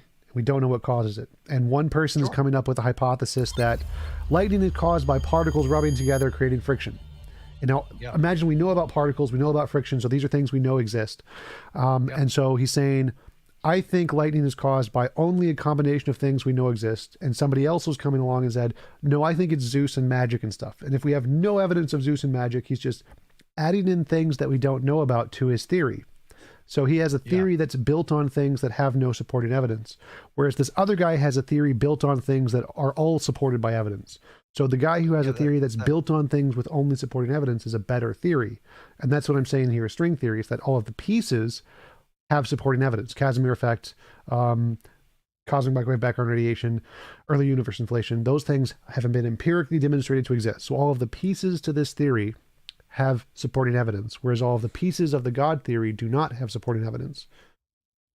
Let's So I cannot argue that level of cosmology with you, uh, or string theory. But let's go with the lightning one because I'm able to appreciate where that's at, and I think that's on my level. The other stuff's over my head. Um, so God says that we're not supposed to have false gods. We're not supposed to take the natural and worship it. We shouldn't have ever created Zeus because it's very obvious that Zeus is fallible. But based on who God claims to be, he's fully compatible with our understanding of thunder and lightning. In fact, we're just figuring out how he created his creation. It in no way disproves God, and it doesn't.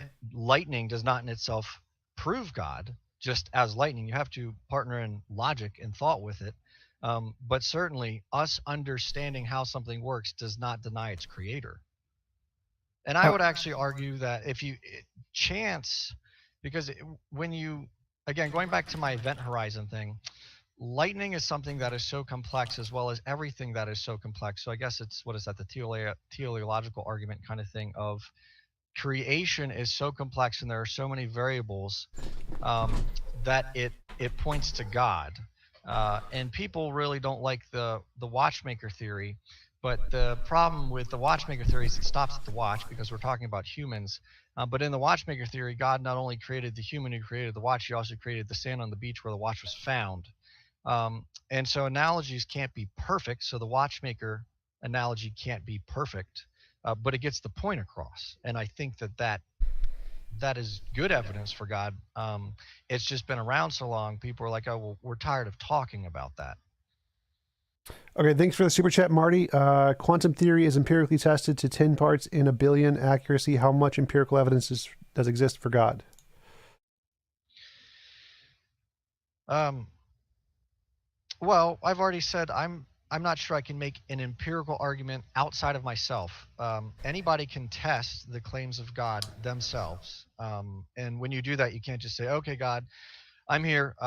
Give me this," because if you read Scripture, it says that's not how God works. If you have a understanding of how God is, well, then you can enter into that relationship with Him, and that's what it is. God's not just a dictator, not just a dictator. He's not a not dictator. not just a Um, dictator. not just a dictator, because you can have a relationship with a dictator. It's just not a very good one. God is not a dictator. He is our creator. He's our father. That's how he describes himself as. So he wants to engage in a relationship with us. I don't know how I got into that tangent. Where was that question even at? He asked how much Oh, empirical evidence was for God, I'm and I'm yeah, I'm not trying to prove God empirically. I can speak on my own experience, and then I can talk about uh, theological and biblical topics. But I'm not going to be able to say, well, let me drop this rock and show you that gravity is well supported. I can't do something and show you God. And as far as the string theory comment, again, I that's oversight. That's outside of something that I've studied. right. Okay, so I'll try to simplify it. So my point about the thunder wasn't that thunder disproves God. Like that's not the point. The point is that if you have Yeah. an unknown phenomenon, let's change it to say we have a footprint in the snow. There's a footprint in the snow, and we don't know what caused the footprint in the snow. Now, before we know the answer, the better theory is the one that only uses combinations of things that have already been demonstrated to exist. So, like if we say a horse caused a footprint in the snow, that's reasonable. But if somebody said a unicorn, that would not be reasonable because there's no evidence of unicorns. So, if we want to explain some phenomenon we don't know about yet, the better theory is the one that only uses combinations of things we already know about. Is that fair? Yeah, but so again, we have to go outside of the analogy a little bit to get to God, um, because in that we don't know what caused the footprint, but we know whatever caused the footprint was created by God. So if someone said, "I believe in God because I believe in God," it was a unicorn, and then we figure out it was a horse, that doesn't disprove God. That just shows us we had a false understanding of how God created the thing that we're interpreting. So same with thunder. We shouldn't even have had the false god to begin with, and we can say, well, it just happens because I clap or something. But us understanding how thunder works gives us a better understanding of how God created his universe. And yeah, I'll Well, leave that well, there. so in this case, the hoof print would be what is the fundamental thing that created everything? That's the question we're asking. So, if we don't know what the fundamental thing that created everything is, a better hypothesis is one that's a combination of things that we have evidence for than making up things we don't have evidence for. So, like, say the origin of everything. That's like the footprint. We don't know what caused it, but string theory is a better explanation of that because it's a combination of things that we have empirical evidence for. But saying magical leprechaun would be a bad hypothesis because it's combining, adding in things we don't have evidence for. So it seems to So me, go ahead. do you believe that everything can be tested in a lab and understood tangibly? No, not yet, at least. Maybe in the future. well, right. So um, it, I think that your worldview, at least from what it seems to me, is squeezing out the possibility of supernatural or metaphysics because you are trying to explain everything from a natural position. And so, because you're coming at this from that angle, you're saying, well, these natural explanations, what we can observe, what we can see, these are better explanations, even though we might be making assumptions, we don't know everything about them. We don't necessarily have empirical evidence to support the entire theory. We have a couple things that we can look at. That's better because it doesn't imply supernatural or metaphysical items. But the problem is, if God exists, we should be looking for those things and they would be fully consistent with him. I'm not sure I follow that. So, for example, I'm not eliminating supernatural here. I'm saying that Only using combination of things we already know about is better, which we currently only know about physical things. But if we did discover a supernatural thing, then it would be equally as reasonable to use in the thing that we use to build hypotheses along with the natural things. So my position is that once we demonstrate something, like in order to show that something is real, we have to have some methodology we can use to differentiate real things from imaginary things. It's just something we made up in our head. Novel testable predictions is the way I do that. So if you said, I believe in a non-physical being named Bob who lives in my basement, and every time I ask Bob, he will give me a gold brick, and then we go down to the basement and say, Bob, give me a brick, and he gives you a gold brick, and say, do it again, Bob, give me another gold brick, and he gives you another gold brick. That's evidence of Bob. We now have good evidence of a supernatural being named Bob who gives people gold bricks. So we could now say, if there was a gold brick that appeared in our backyard, maybe that was Bob, and that would be perfectly reasonable because we already have evidence Bob exists. But we couldn't say it was a leprechaun because we don't have any evidence of leprechauns. We could go with Bob because Bob we know exists. We could go with Bill Gates because Bill Gates exists. Bill Gates just dropped a gold brick there because he's crazy. Either of those would be better hypotheses than leprechaun because we have no evidence of leprechauns yet. So this doesn't exclude the supernatural, but would you agree that if we have evidence of some things, those things are better things to use when we're trying to explain something we don't understand than adding in new things we don't know about yet? I think God, I think evidence, I'm sorry, I got started on a thought track that sparked in that conversation. So I think we have to consider what evidence means. So let's just ignore, for the sake of argument, all of the biblical contradictions that you could come up with that we could discuss. And I'm sure I wouldn't have answers for all of them, but I might have answers for some of them. The Bible makes some pretty incredible psychological assumptions that we could test, and it might not be assumption; it might actually be how humanity operates. And we could test that. Is this how humanity operates? And so what it seems to me is, let's say that you've got Bob in your basement dropping those gold bricks. Is that going to convince everybody that Bob exists? Should it? Yes, that would be No, reasonable for will it? people. Well, obviously, no. People won't. People are flat earthers. There's nothing that's going to convince them. Right. Um, well, yeah, Like, sheesh. do you think you can Anyway, convince Nathan ever? Like, if we brought him to space, Nathan Thompson, is he going to believe the world's flat? He's like, no. well, to be frank, I don't think Nathan believes the world is flat. I think he may have genuinely had some good inquiries and some good points in the beginning, but then I think because of his personality, his demeanor, and how aggressive he was, he gained some popularity. And by the time all the cogs clicked, he did not want to turn from that. Um, Now, I can't actually say that for sure, but that is my theory because Nathan seems pretty smart. And especially when I argued him, I just thought, I, I have trouble believing he believes it. I do. But I mean, you would agree Anyway, that there are some people who aren't going to change their mind no matter what. They're just so dogmatic in what they believe. They're just never going to change right. their mind. Right. So you're saying though it would be good evidence, better evidence, if we could have Bob dropping those golden bricks. But the problem is that that's good evidence as long as you think it's good evidence. And so I don't think God even tries to empirically prove himself. He already did.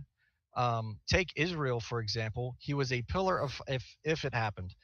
He was a pillar of fire by night, or yeah, by night, and a pillar of cloud by day. And the people, Israel, who he parted the Red Sea and let go through it, if that's true, they still denied him. They still said, who is God? They still built the golden calf. So God seems to understand very well that an empirical argument is not going to win over humanity. And so it almost seems like you're holding God to a standard that God knows he's not going to even hold himself to. Humanity's not going to, that's, we are still going to find a way around it because of sin. And that could just be saying, whatever, like, I don't believe it. The earth is flat, like that, Um, Marty, thanks for the super chat. If God knows all, then we cannot do anything other than what God knows. Is God not deterministic? Uh, yeah, that's well, I don't. I'm not 100% sure of the definition for deterministic, but he Means is determined sovereign. by, like, it's the free will thing. So if God knows everything we're going to Yeah, do, then we right. have no free will. No, that right. I disagree with that. And that's a pretty deep theological topic. But I would agree that God knows what we're going to do, but I'd also agree that we still have responsibility in the fact that we do it. And just because he knows something, I can write a computer program and know what that computer program is going to do, but I'm not the one doing the computer program. The computer program does that. That analogy can't be perfect because God is sovereign. I am not sovereign, but that can just say, I can know exactly what my computer program is going to do, even though I am not controlling the computer program. It is doing its own thing, operating under its own design. Thank you for the super chat, Brute Facts Podcast. If young Earth creationism is false, is God existing also false? No, I'm comfortable with an old Earth. I think that both sides are reasonable, but that's the thing. I think that the reasonable. I think there are some things in the old Earth model that are more assumed than actually empirically verifiable, and so yeah, I'll leave that there. Okay, But no, so God's existence does not depend on evolution. God's existence does not depend on the age of the Earth. Um, yeah, I think we need to be a little more open to discussion on some topics. okay, so we were talking about what is evidence. How would you define evidence? Because the way I define evidence is anything that can differentiate imagination from reality. It seems like a good one. So in that case, like, in the example of Bob giving the gold bricks, that would be good evidence because it's a novel testable prediction. If God exists or if Bob, not God, if Bob exists and Bob gives us gold bricks, when we pray or when we ask him to, that's good evidence of Bob. So that is a very good Sure. way to give a reason to think that Bob is not imaginary and is in fact a real thing. So it seems like the gold bricks example would count as evidence. It may not be the only way, it's just an example, but anything that Yeah, can I differentiate imagination from reality would count as evidence. let's say that Bob said, um, he fits all your criteria. Ask me for a gold brick, I'll give it to you. But he puts in the preface, but you have to trust me first, that I will do what I say. You can't just ask it. You have to trust and believe that I will do it. And if you don't, I won't. Um, because again, God is not a genie. God is a a relationship to be had. He's a being that we can have a relationship with. And so God does not operate under, well, God, give me a gold brick because you said so. God said, well, these things will happen if you are trusting me because this is how I designed the world. If we think of existence as a computer program, it's been infected with a virus known as sin. God is the one who knows all of the fixes to all of the bugs. And so the longer we're engaging with him, the more bugs we are going to be able to either circumvent or overcome. But as long as we're rejecting him, we're not even going to be aware of the things that we have to deal with. Okay, but like the Bob example isn't saying God must do this. This is just an example of what counts as evidence. So anything that counts as Sure. like novel prediction is But evidence. but if Bob says, but you must trust me first, that would still count as evidence. Yeah. So like He's if still you got, yeah, so like say I don't trust Bob, but you do trust Bob, and you ask Bob and he gives you a gold brick every time. I ask Bob, I get nothing. That's still evidence. Like you're still getting a gold brick every time. Something is happening here. That's right. still evidence. And that goes back to my peace example that surpasses all understanding. That's what God is claiming. What In that Philippians passage is for his believers, and that's the point. It it you can't just say, well, God, give me, because God's God. He doesn't bend the knee to us. He says, when you understand who I am and engage in that relationship, these are some things that I have promised you you can expect. so my point with the gold, my objection to your peace example is that peace isn't something we can measure. It's just we can't see it or test it to show who has more peace. Gold we can test to see. Like if I pray to Bob and I don't trust Bob, I get nothing, no gold brick.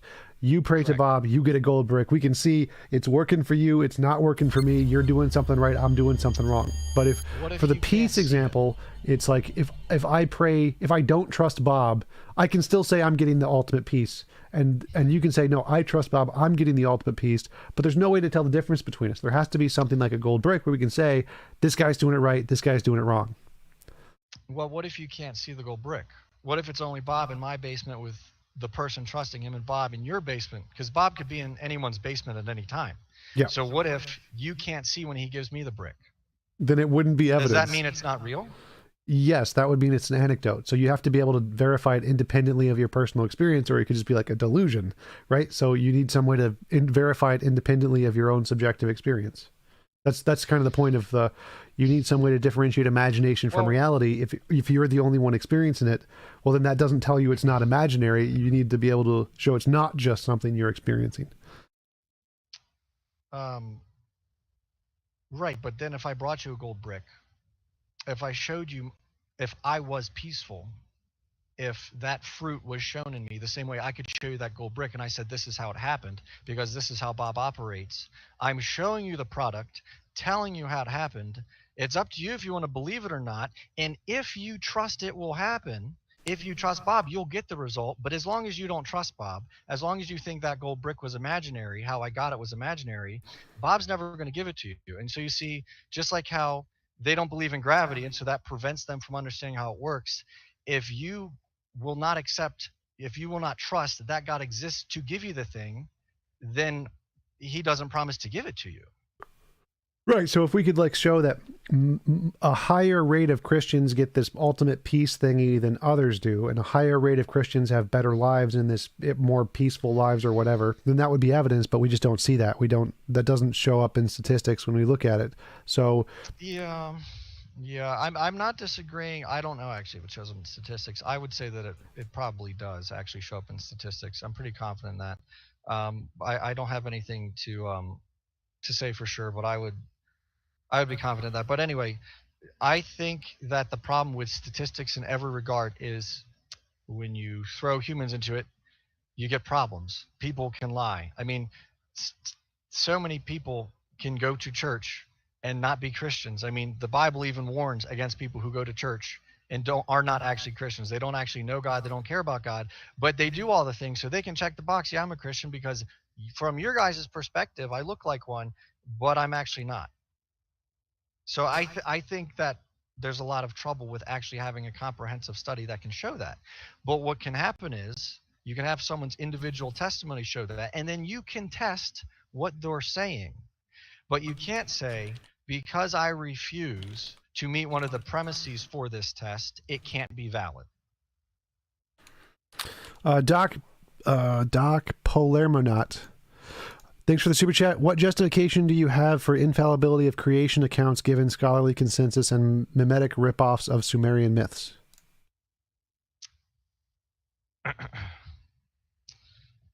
Repeat that.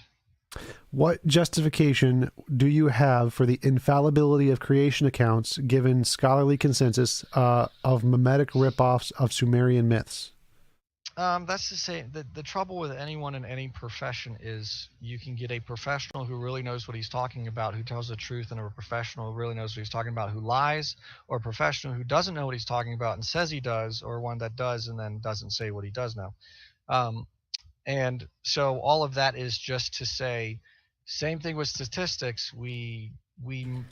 I would almost say, yeah, we must not make arguments based on consensus of the masses, if that makes sense. Consensus of certain groups of scholars. I think we have to be very careful with that. I think there's areas we can do that, but the problem is anything that involves theology, you're going to have trouble with empirically.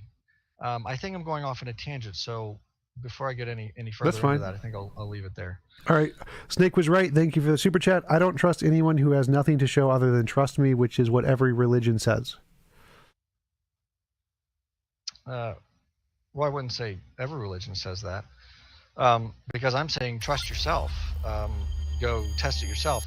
If you're saying you don't have the ability to trust God, and God is saying you need to trust me, then that's not God's fault and it's not mine.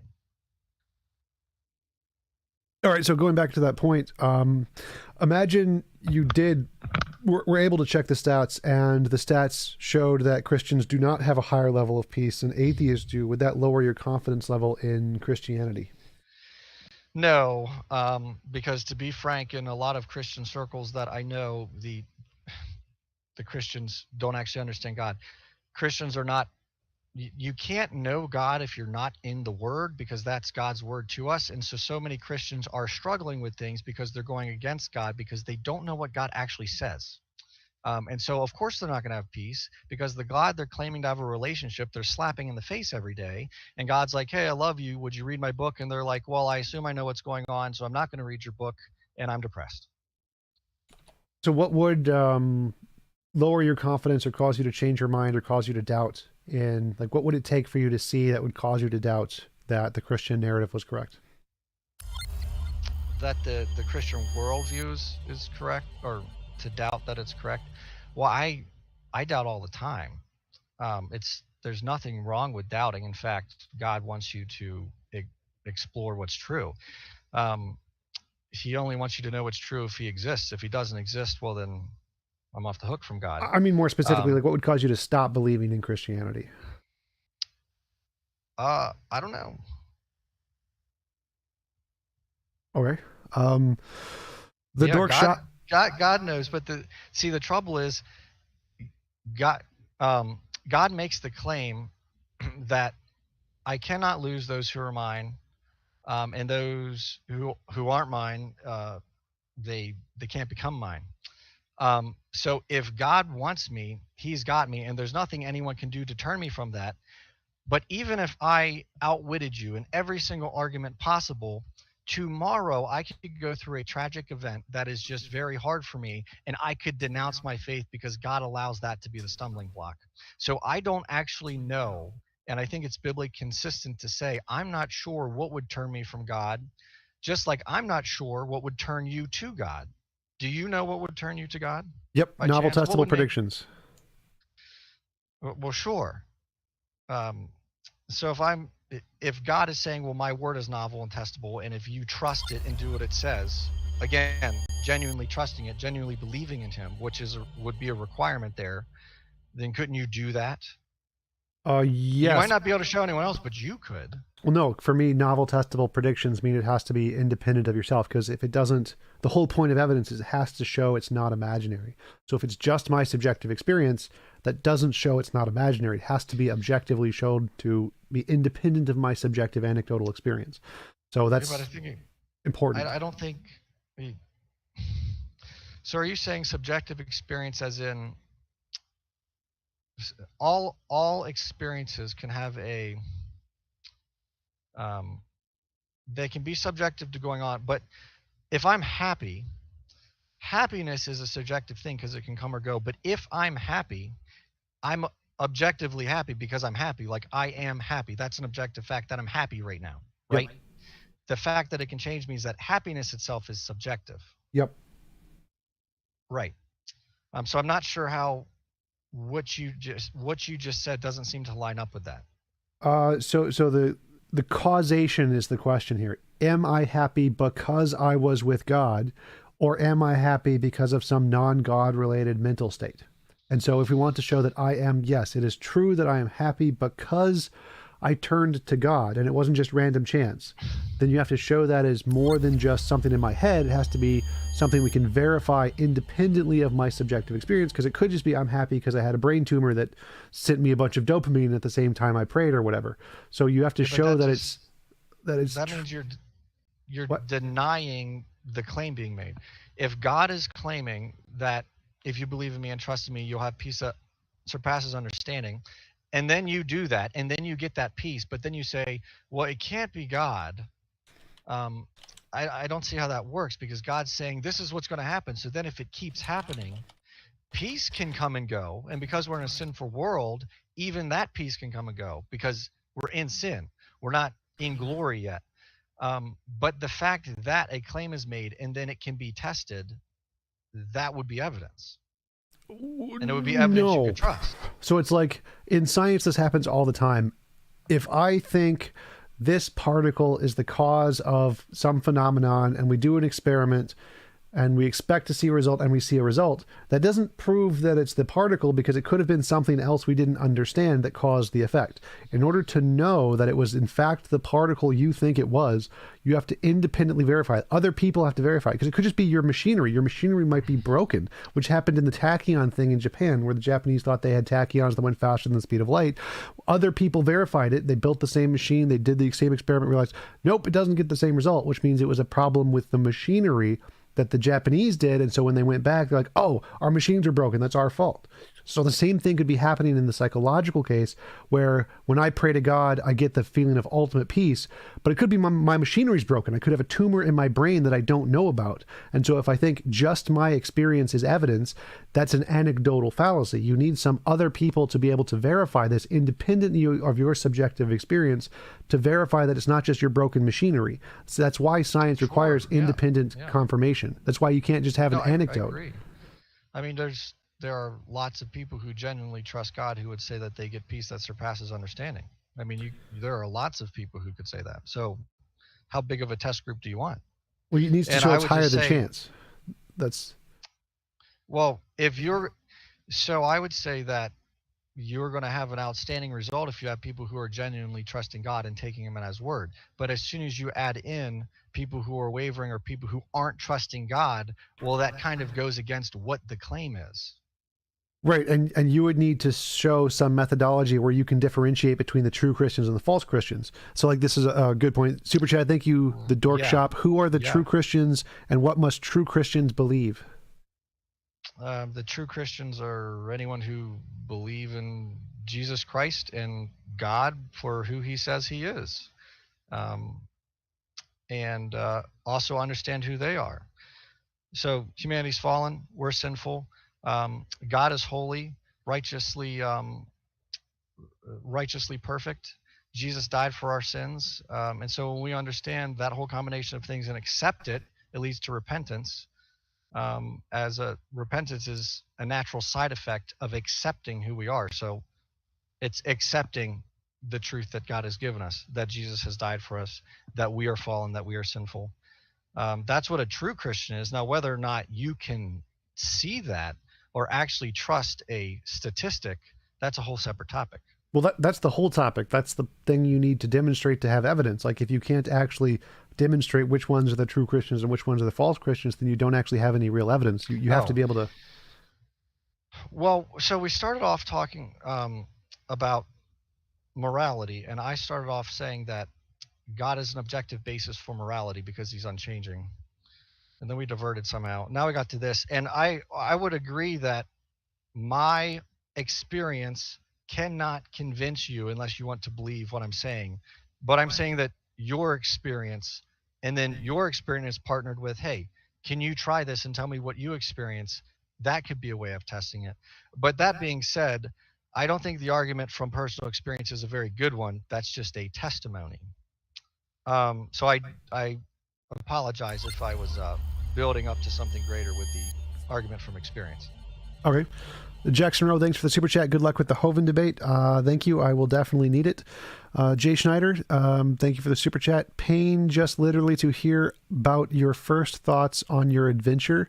Jacked up my adventure. Oh, yeah. Jay Schneider made a compilation video of me doing a debate with Darth Dawkins and Godless Girl. It was very hilarious. Check it out on my channel.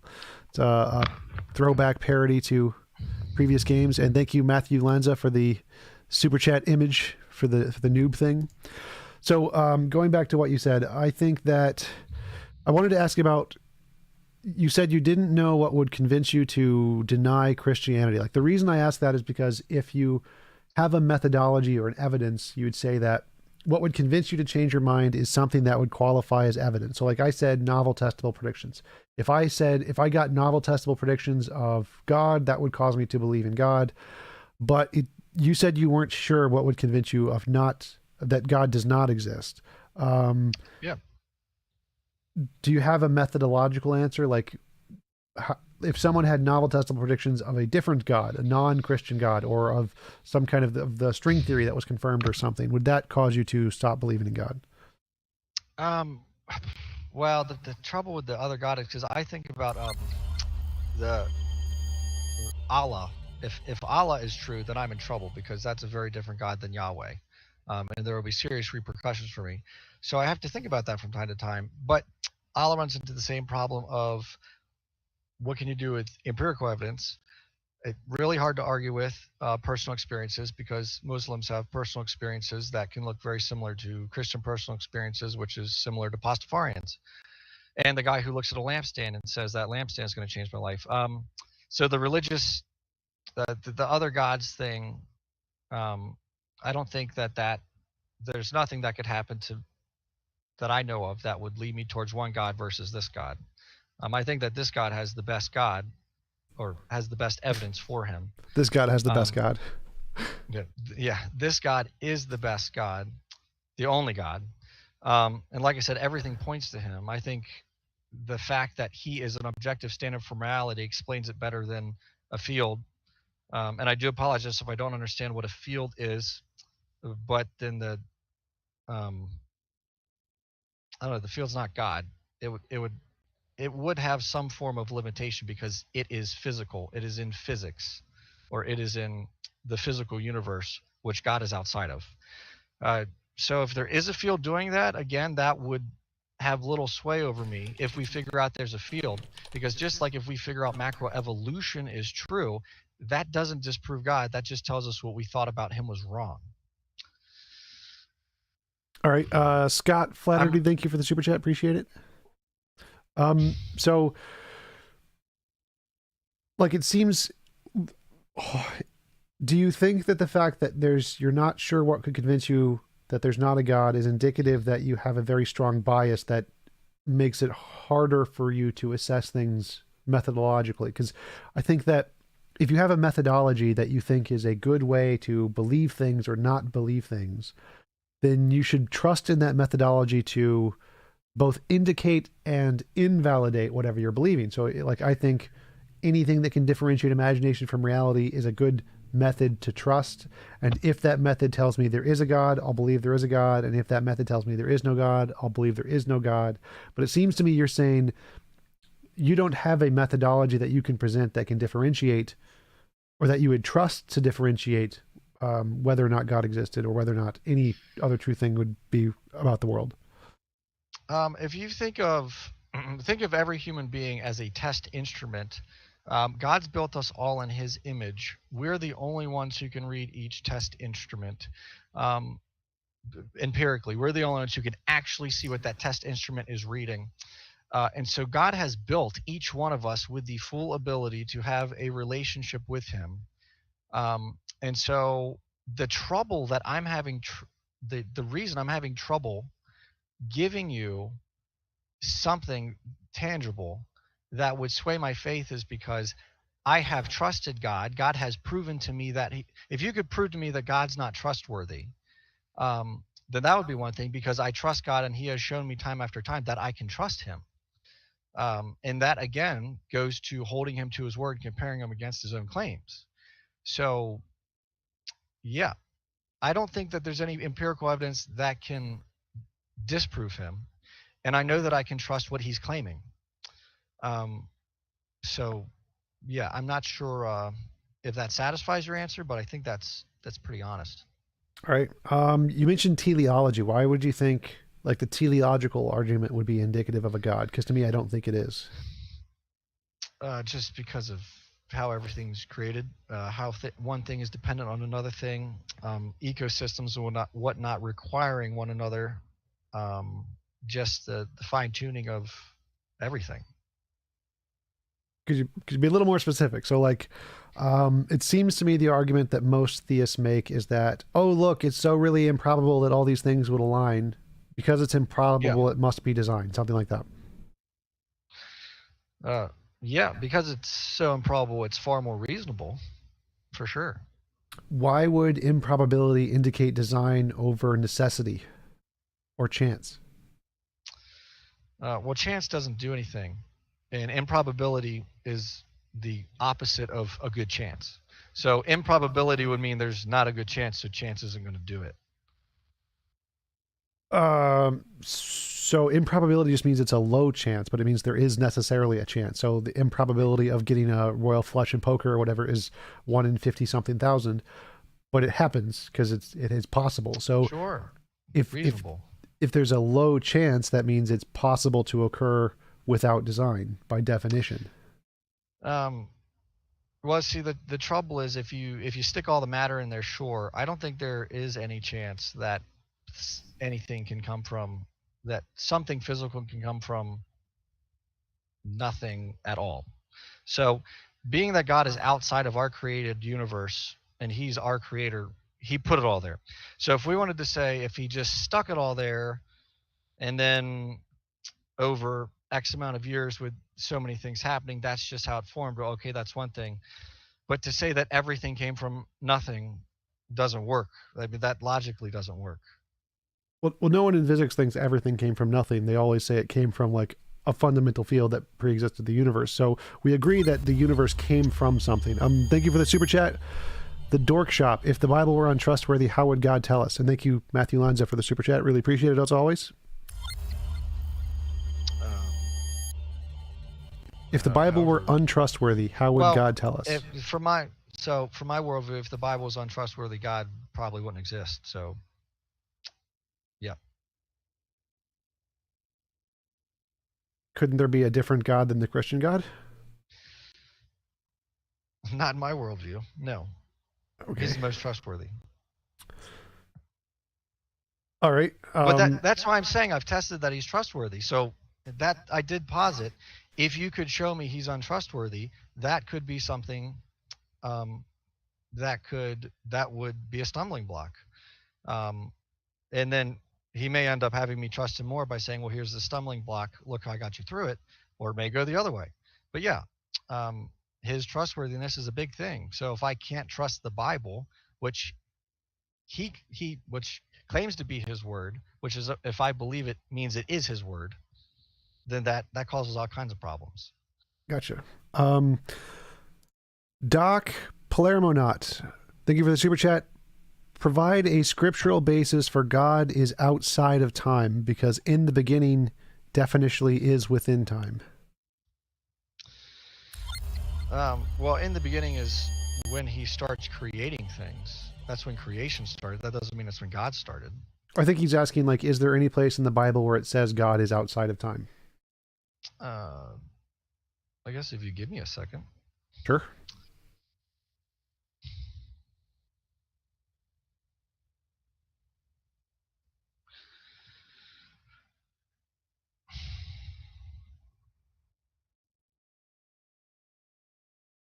Oh, well, yeah. I mean, look at Jesus. Jesus claims to be God, and I didn't Google, or I didn't use any Bible resources to find that. Unfortunately, Google searching. Can you still hear me? Yeah, I can hear you. You broke up a little bit, but I could hear you. You said you did not use searching. Yes. So I didn't actually look for anything. Jesus claims to be God. And Jesus talks about how all things were created by him, for him. He was before all things. So obviously he can't be before himself. So I don't think he's lumping that himself into all things. That would tell me it's all created things. So yeah, Jesus claims to be God. Jesus was before all things.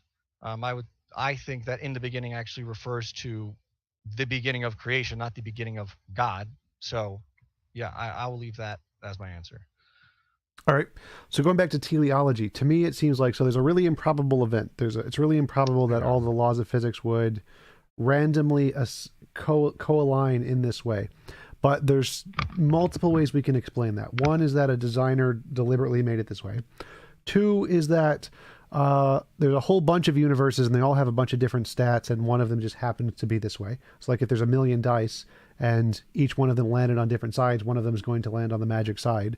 And the third one is that there's an unknown law of physics where all the physics laws are interdetermined. So like we know, the grand unification theory says that all of the fundamental forces, gravity, the strong, weak electromagnetic forces, are all intertwined, and we demonstrated that the weak and electromagnetic forces are the same force. They join at high enough temperatures.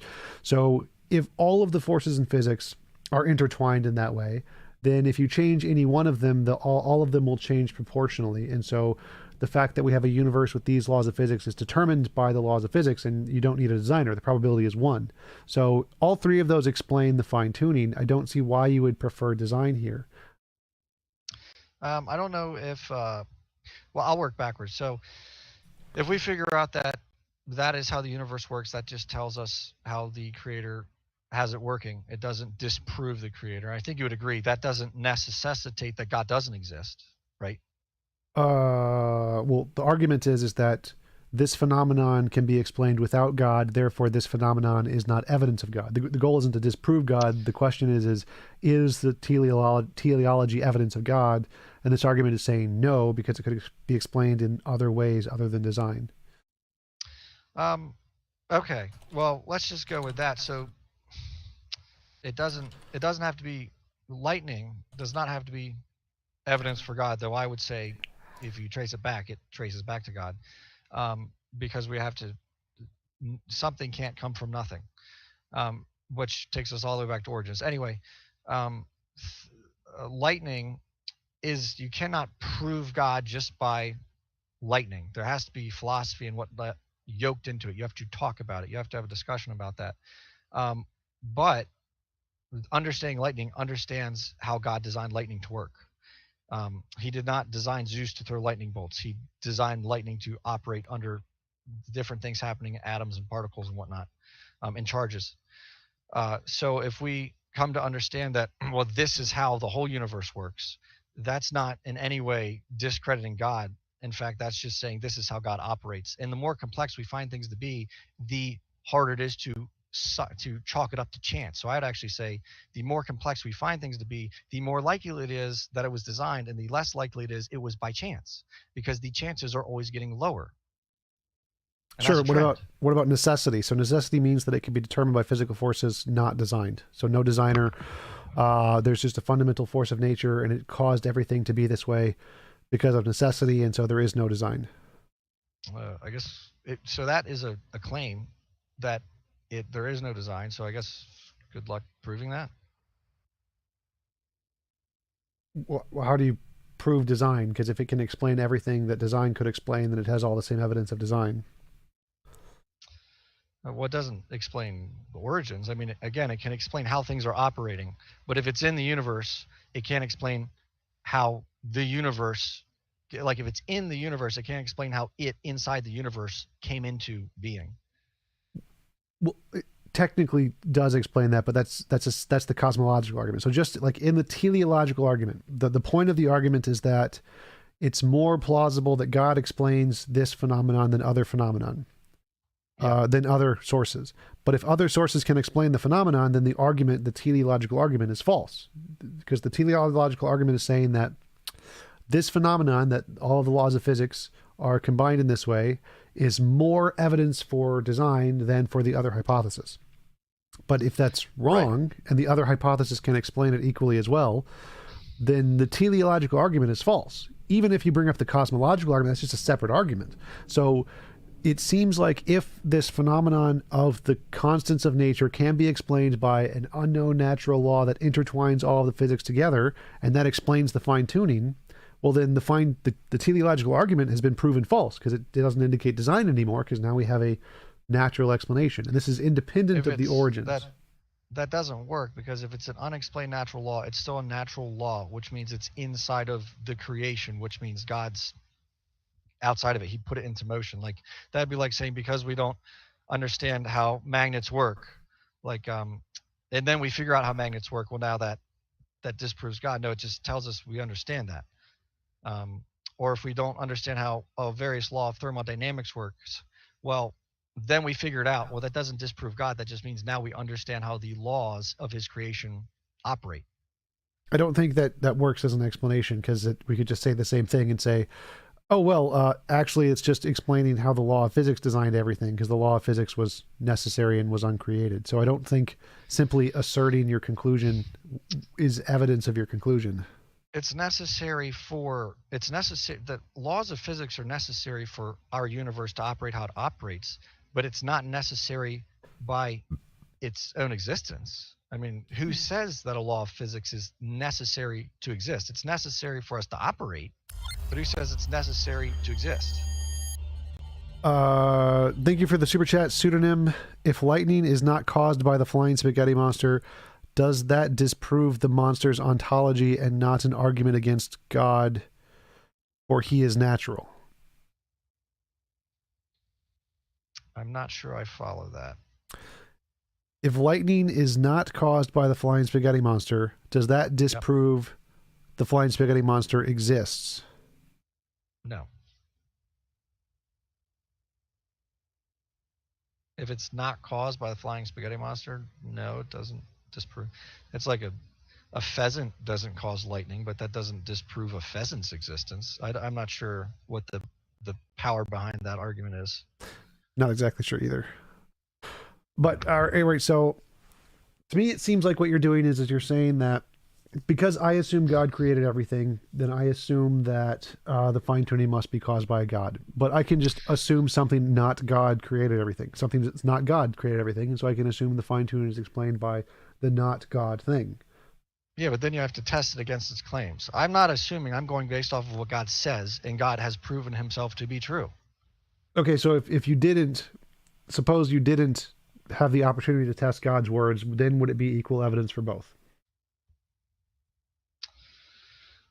I guess empirically. However, again, from my worldview, God, outside of testing and evidence, has the full ability to change hearts and to reach people. So God could have me believe in him even though I don't want to. I mean, I could be working against him and he could change my heart. Right, but we're not asking about psychological state, which we're asking about epistemic, like what is does the evidence indicate state. So like if you were not able to confirm God through your feelings, through your peacefulness feelings, would this argument on its own be evidence for God? So like would the teleological argument be evidence independent? Like if you never got to sense God, would this argument still be evidence? You know, it's not just feelings. Like if you take Proverbs, it talks about physical rewards that come from good conduct. And people who aren't Christians can do good conduct and get those physical, financial, other rewards. So God doesn't just ask you to test things yourself that are just feeling based. You can test things yourself, such as if I act in a certain way, will it lead down a certain direction?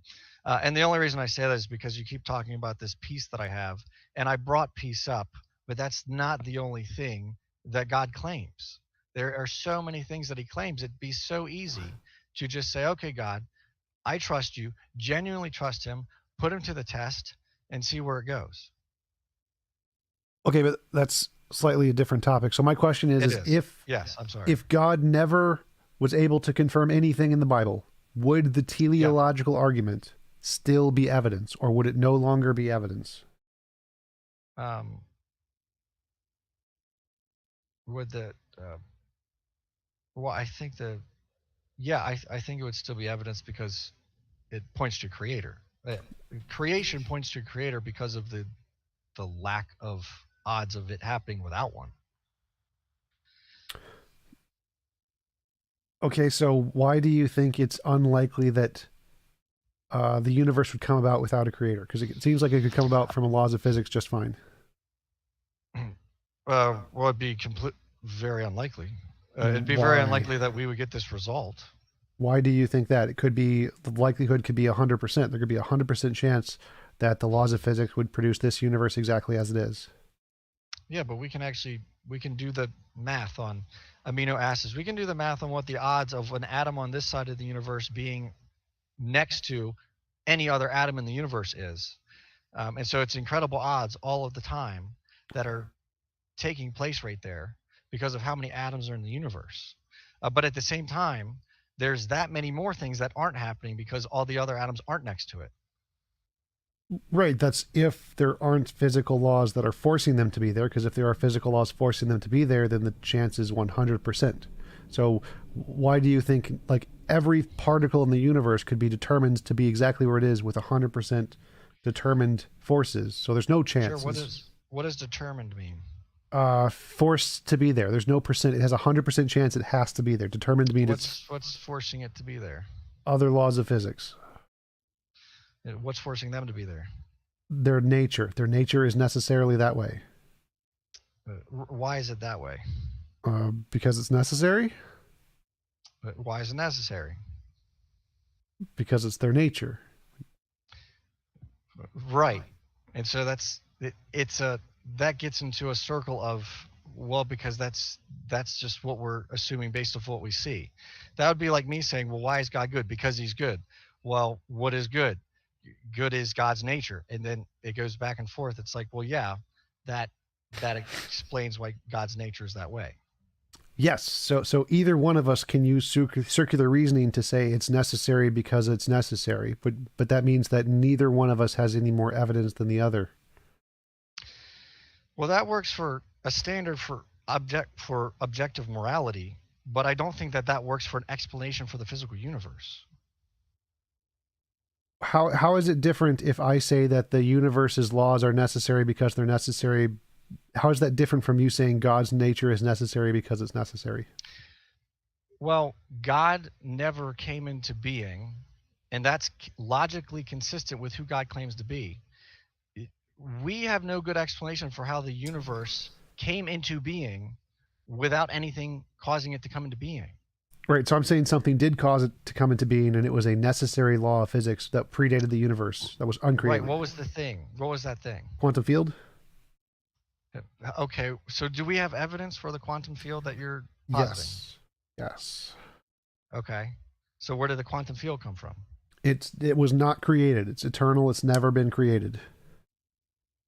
Right. Well, I mean, this goes back to I would love to argue that, but that's outside of my realm there. Okay. Yeah. All right. So let me change the question a bit. Who fine tuned God? Nobody. He's perfect. You can't fine tune something that's perfect. Okay, so I can say the quantum field is perfect and it's not finely tuned. Why would you show that one is more likely than the other? Because a quantum field is something in nature. God's outside of nature. So the quantum field is something that's dependent on being in this universe. No, quantum fields are outside of this universe, but that's a different topic. So like, is God in reality? Yeah. Okay, so just like God is in reality, the quantum field is in reality. They're both outside of the universe, but they're both in reality.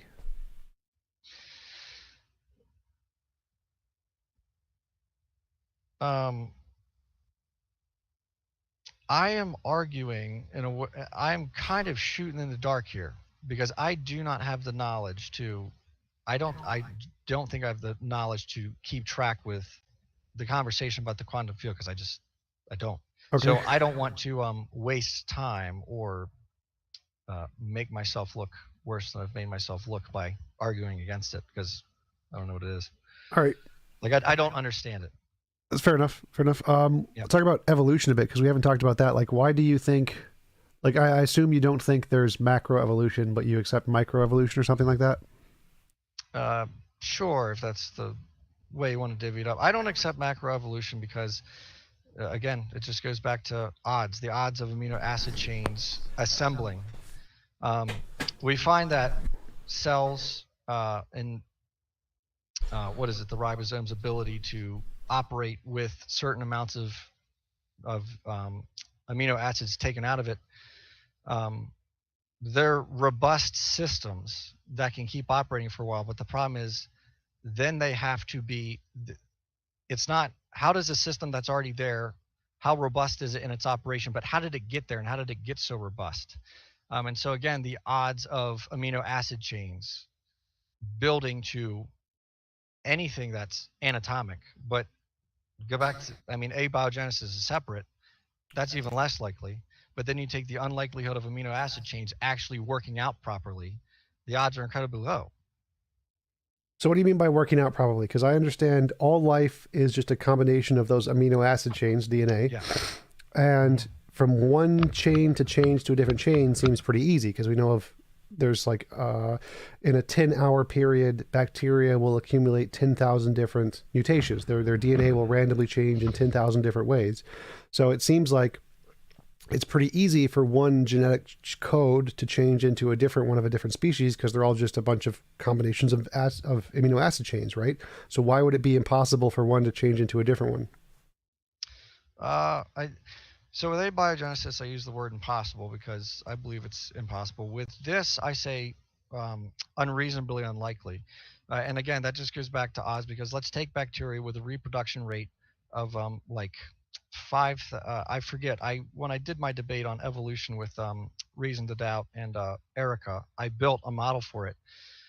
Even if you had the number of bacteria in the world that we have today, with a reproduction rate of 0.003, however that works, even with five uh, quindecillion, I think it would still take 17 trillion years for 100 amino acids to properly align for a mutation that actually builds into something new.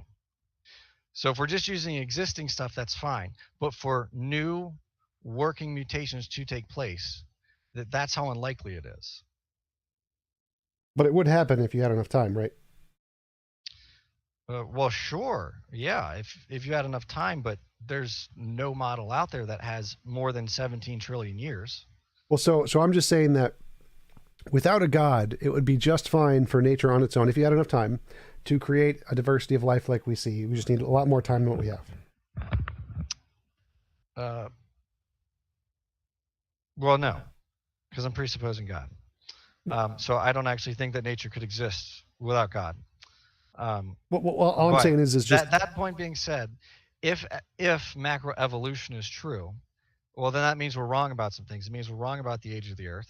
It means we're wrong about the age of the universe, and it means we're wrong about um, whether or not things can actually have something that complex take place.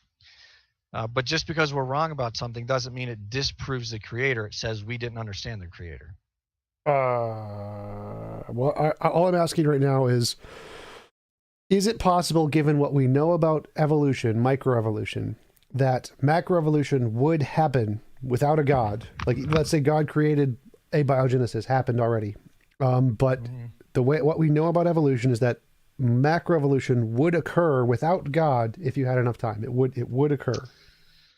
Uh, what is enough time? And based on the odds, no. Enough time could be trillions of years, whatever number you want to put in there.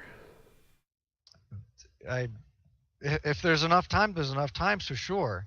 But based on what we know and based on the odds, no. I think that's the best answer I can give you. Okay, so as long as you're admitting that it is possible that microevolution can lead to macroevolution given enough time, that's all I'm interested in. If that's possible, that's good enough for me. Um, Thank you for the super chat, Doc Palermo. Have you calculated the diversity of new species growth required with the flood as the starting point? No, I haven't. I try not to debate the flood because again, I'm not confident in the age of the Earth, and that's just not a topic that I care to put my egg. That's not a basket I care to put my eggs into. So I trust that it happened. I don't know how old the Earth is, so I don't know how all that works. Um, but yeah, no, I haven't calculated that. Okay, so why do you think that it would take that long? Because to me, it seems like it would take a lot less time in order to get that much evolution. Why would you think it would take trillions of years? Um, Based on the amount, so there's what 21 amino acids. Based on how many amino acids there are, and then the odds of them properly aligning themselves in a chain that actually does something that is beneficial. But then not only that, not only does it have to be beneficial, it has to be beneficial and stick. And then there has to be something else that, well, I guess on the bacteria level, because they reproduce themselves. Uh, but there comes a point where different things are going to have to start having those at the same time. But I didn't even equate that into the equation, so I don't even know why I'm going there. But I don't know if I answered your question clearly. Let me do nothing. Uh, Back to you. All right, yes. So, it seems like in order to know the probability of how unlikely a beneficial mutation would be, you'd have to know all possible combinations that would lead to a beneficial mutation. And I don't think you do. I don't think anybody does. Yeah, it's a lot. So then it doesn't seem like you could use that as a calculation in your stats because you don't know what it is. I will have to. I built it out and forgot most of it because I built the calculator for that argument. So I could either rewatch the video or go pull up my calculator that I built. But I had a reason for why I came to that number. I'd have to reinvestigate everything I plugged into that. But I do know that the odds were reasonably. I calculated it in favor of better odds of evolution. So things actually should look worse than the number that I gave. I simplified things So because go ahead. I argue a lot of things from a layman's perspective. I'm not a microbiologist. I'm not a I don't, all I can do is take the knowledge that I can get and build something out of that. So why do you think that all the experts in the field have different numbers that are much more likely than, like, that evolution is much more likely than what you say? I think there are. I don't know if they do. I'm not sure. I'd have to see exactly what the expert consensus is and make sure that it's actually consistent. And then I have to see if there are any that are going against those statistics. Because my goal wasn't to argue for or against authority. My goal was to build something that I could show that was just right there. So I don't know. Maybe I'm ignorant to something that could change the whole situation. Yeah, I'd like to see what your criticisms are of the academic models and their probabilities of evolution, because that seems to be, I think they're pretty reliable and they seem to accurately predict things, especially in bacteria groups, of how long it will take to gain function, and they seem to get it right at a high rate of success. So they seem those to have very trustworthy models. Well, what does it mean to gain function, though? What do they mean by that? It can survive in I forget the word for it, a thing that kills them. Well, sure, but if none of the bacteria can survive in that, they all die. If something can survive in that, then obviously there was something in that bacteria that existed that worked out. So that one can now reproduce. So Well, yeah, that's an that's argument. what they're saying, is that if they have in this amount of time, the bacteria will have a variation that can survive in this material that none of them can currently survive in. Right, but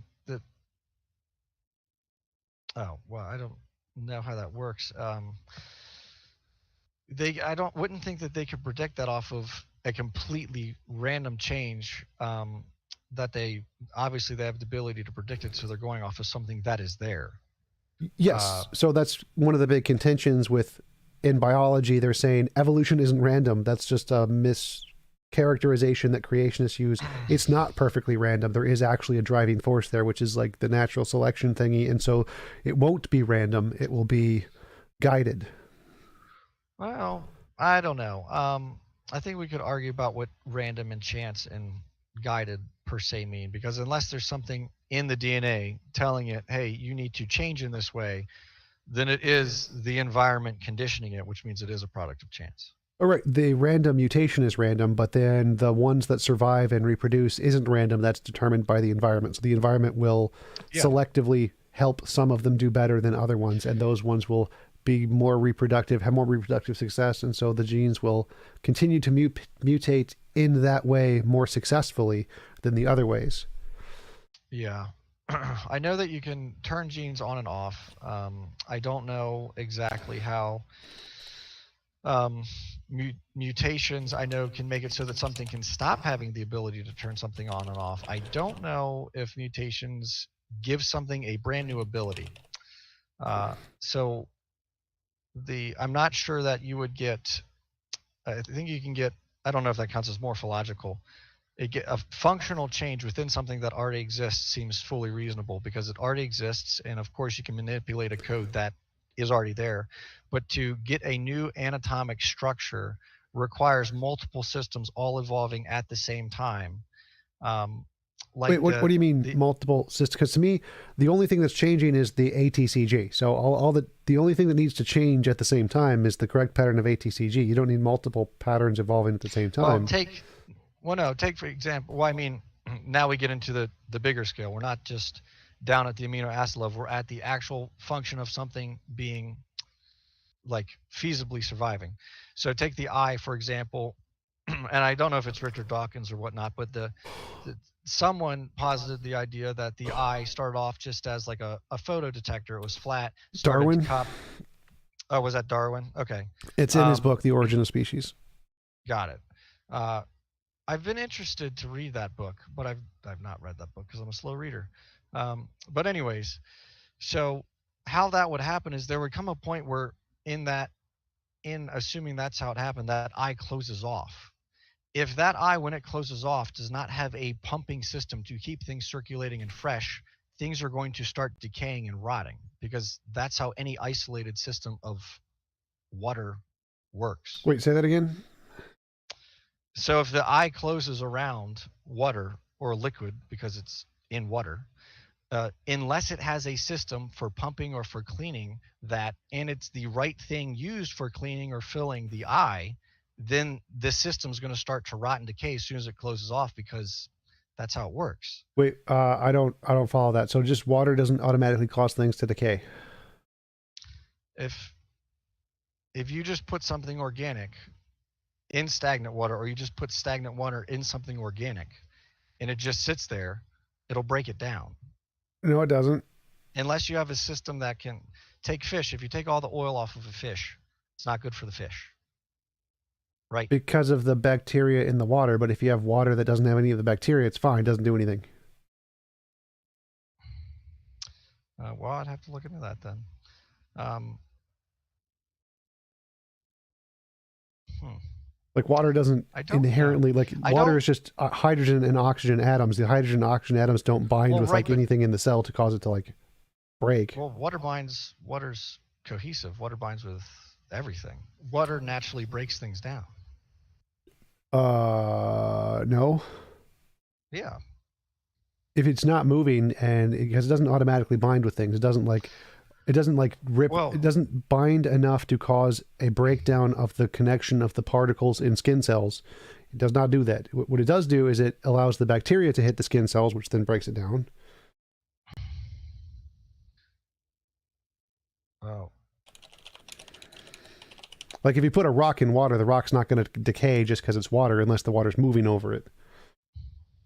sure. Oh, maybe. I don't know. I'd have to look more into that. I do know that water does break things down in the sense that it pulls things into it. If you, for example, if you drink pure water, uh, just what is it, deionized water? Well, Um, deionized has like an extra or less of an hydrogen atom or something, which is toxic. But just pure H2O with no, um, what's it, particles in it, I think is fine. if you drink that, the next day your mouth is going to feel like it's burning because it pulled literally everything out of your tongue and the rest of your mouth because it pulled everything out of there. Um, but if you leave, here's this will be my theory, and if I'm wrong, I'm wrong. But if you leave water in or next to an organic system that is not designed to repel that water, the water is going to break it down because organic systems are water based. So I just looked it up. Like pure water doesn't damage anything. Like if you take away one of the hydrogen atoms, it damages things, or add one, it damages things. But pure water doesn't damage anything. Hmm. I'd have to look more into that because I did water treatment, and one of the systems, reverse osmosis systems, if they get the water too clean, it can actually start pulling things out of your body that your body needs. And so oftentimes you'll put a post filter in there to not only get rid of any stagnant taste that's in the sitting tank, but it can also stabilize it or add something to it so that way it's actually not pooling uh, salts and everything out of your body. And I think that's the trouble with distilled water. In fact, I work with a piece of calibration equipment that if you put distilled water into it, it will destroy the steam system. You cannot use distilled water.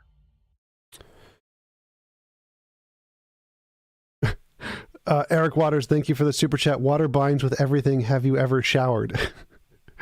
So that's not binding. Sticking is not binding. Not the same thing. But so it seems here, like from what I'm reading, purified water kills you because you actually need the other minerals. And so if you only drink pure purified water, you don't get the other minerals, and that could definitely make you deficient in like calcium and stuff. But it doesn't seem nothing about also, taking stuff out.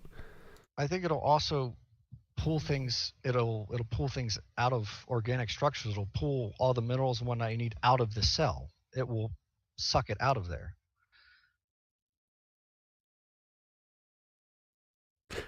I don't see that. I don't see any information on that.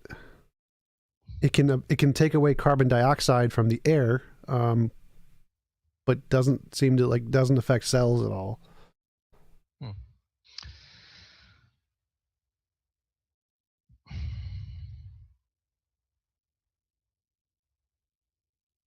Mineral deficiencies happen because you don't get anything from the water and you need the stuff from the water, but I don't see anything else. Yeah, I would be curious though.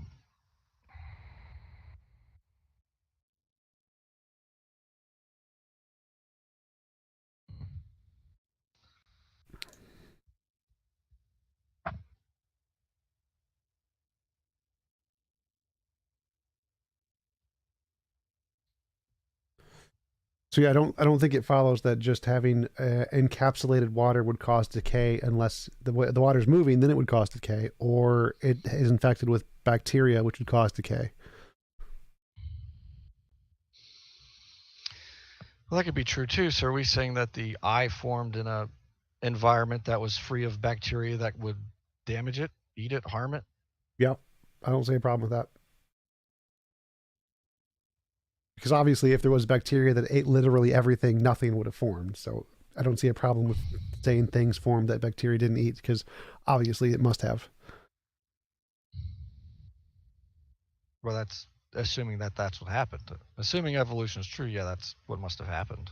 Well, no, even if evolution isn't true and things come from only their kinds or whatever, clearly, like in the womb or whatever, if there was bacteria that would eat the fetus, then clearly there would be no baby. So clearly there can be a bottled up segment of water where there isn't bacteria that eats the fetus. So I don't see a problem with that. Like, well, but the uterus is full of water. You've got an immune system and white blood cells. Yes, but there's still bacteria there. Well, sure, but the immune system protects you from certain types of bacteria, and well, I guess not viruses, because viruses can infect and kill that, but that's the whole point of the immune system. So that's what I'm saying. If the eye doesn't have an immune system and there's any bacteria that can harm it, it's cooked. Right, but like that's eggs, not originally what I was saying, but I dropped the earlier point. But like eggs don't necessarily have an immune system, or plants don't. They're in water. Like there are lots of things in water that don't decay. I mean, eggs is a great example because eggs are formed inside the chicken. They are laid, and then they have a film that protects them. If you wash an egg and don't immediately put it in the refrigerator, you've taken that protective film off, and in a much quicker amount of time, it will rot because it's much easier for things to get through it. Yeah, but it could just also be like if you wash it off and put it in a sterile environment, it's going to be fine. So there's different environments where the bacteria, like not all bacteria are everywhere in the world. So if you have an egg in a certain location, it will be able to survive just fine because the bacteria that could kill it isn't there. So like it doesn't seem reasonable to me to think that all damaging bacteria are everywhere at all times and that something couldn't have formed. So I guess a good way to test that was find a place in the world where you can wash an egg and it not rot faster than if you didn't wash it.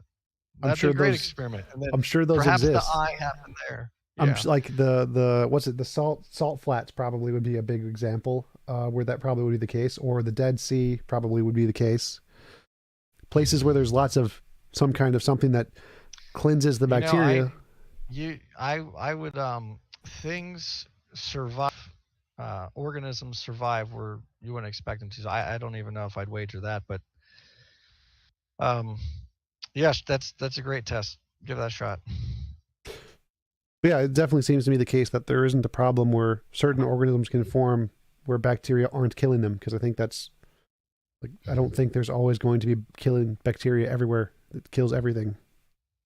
I don't think you could find a place where it isn't because Well, it is today for everywhere. sure. I mean, well, sure, but then yeah, but that means then you have to assume into the model that there's places that it wasn't, even though today we see that it is. Well, yeah, I don't Like, think as an evolutionist, I don't think all bacteria have always existed at all times. I don't think it's universal in that sense. I always think there's some that eat some other ones, but I don't think all bacteria eat everything always. So I definitely think yeah, there's going to but be do you see areas.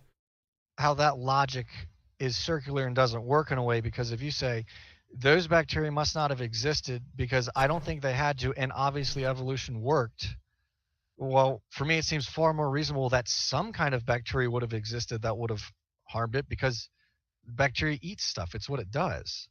And so it seems more reasonable that something would have prevented that eye from closing, having no pumping systems, having no cleaning systems, and there was absolutely nothing there to rot that structure before it had any sected. I'm not understanding because, but in fact, that some bacteria will affect everything equally. So there should have been some locations where some things could form a certain structure that some the bacteria there wouldn't have eaten it.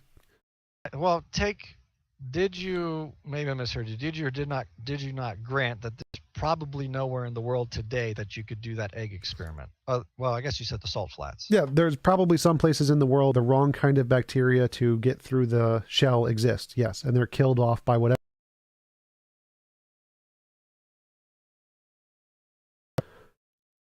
to cater to that kind of material. Yeah, I think operating off of a what if may not get us very far with this. So uh,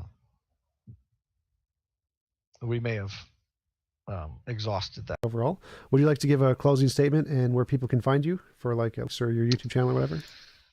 I don't have any links to any YouTube channel. I really appreciate the time. It was an honor to be on. I watched some of your material. I've really appreciated your debates, and I like. Um, at times you're a contrarian. At times you're a free thinker, and you just tell people what's going on, even if it disagrees with whatever you're saying or whatever they're saying. So I really appreciate the work you're doing. Just to respond. So you don't have to believe that, but I would encourage you to investigate it. Awesome. Thanks again. Thanks again for coming on.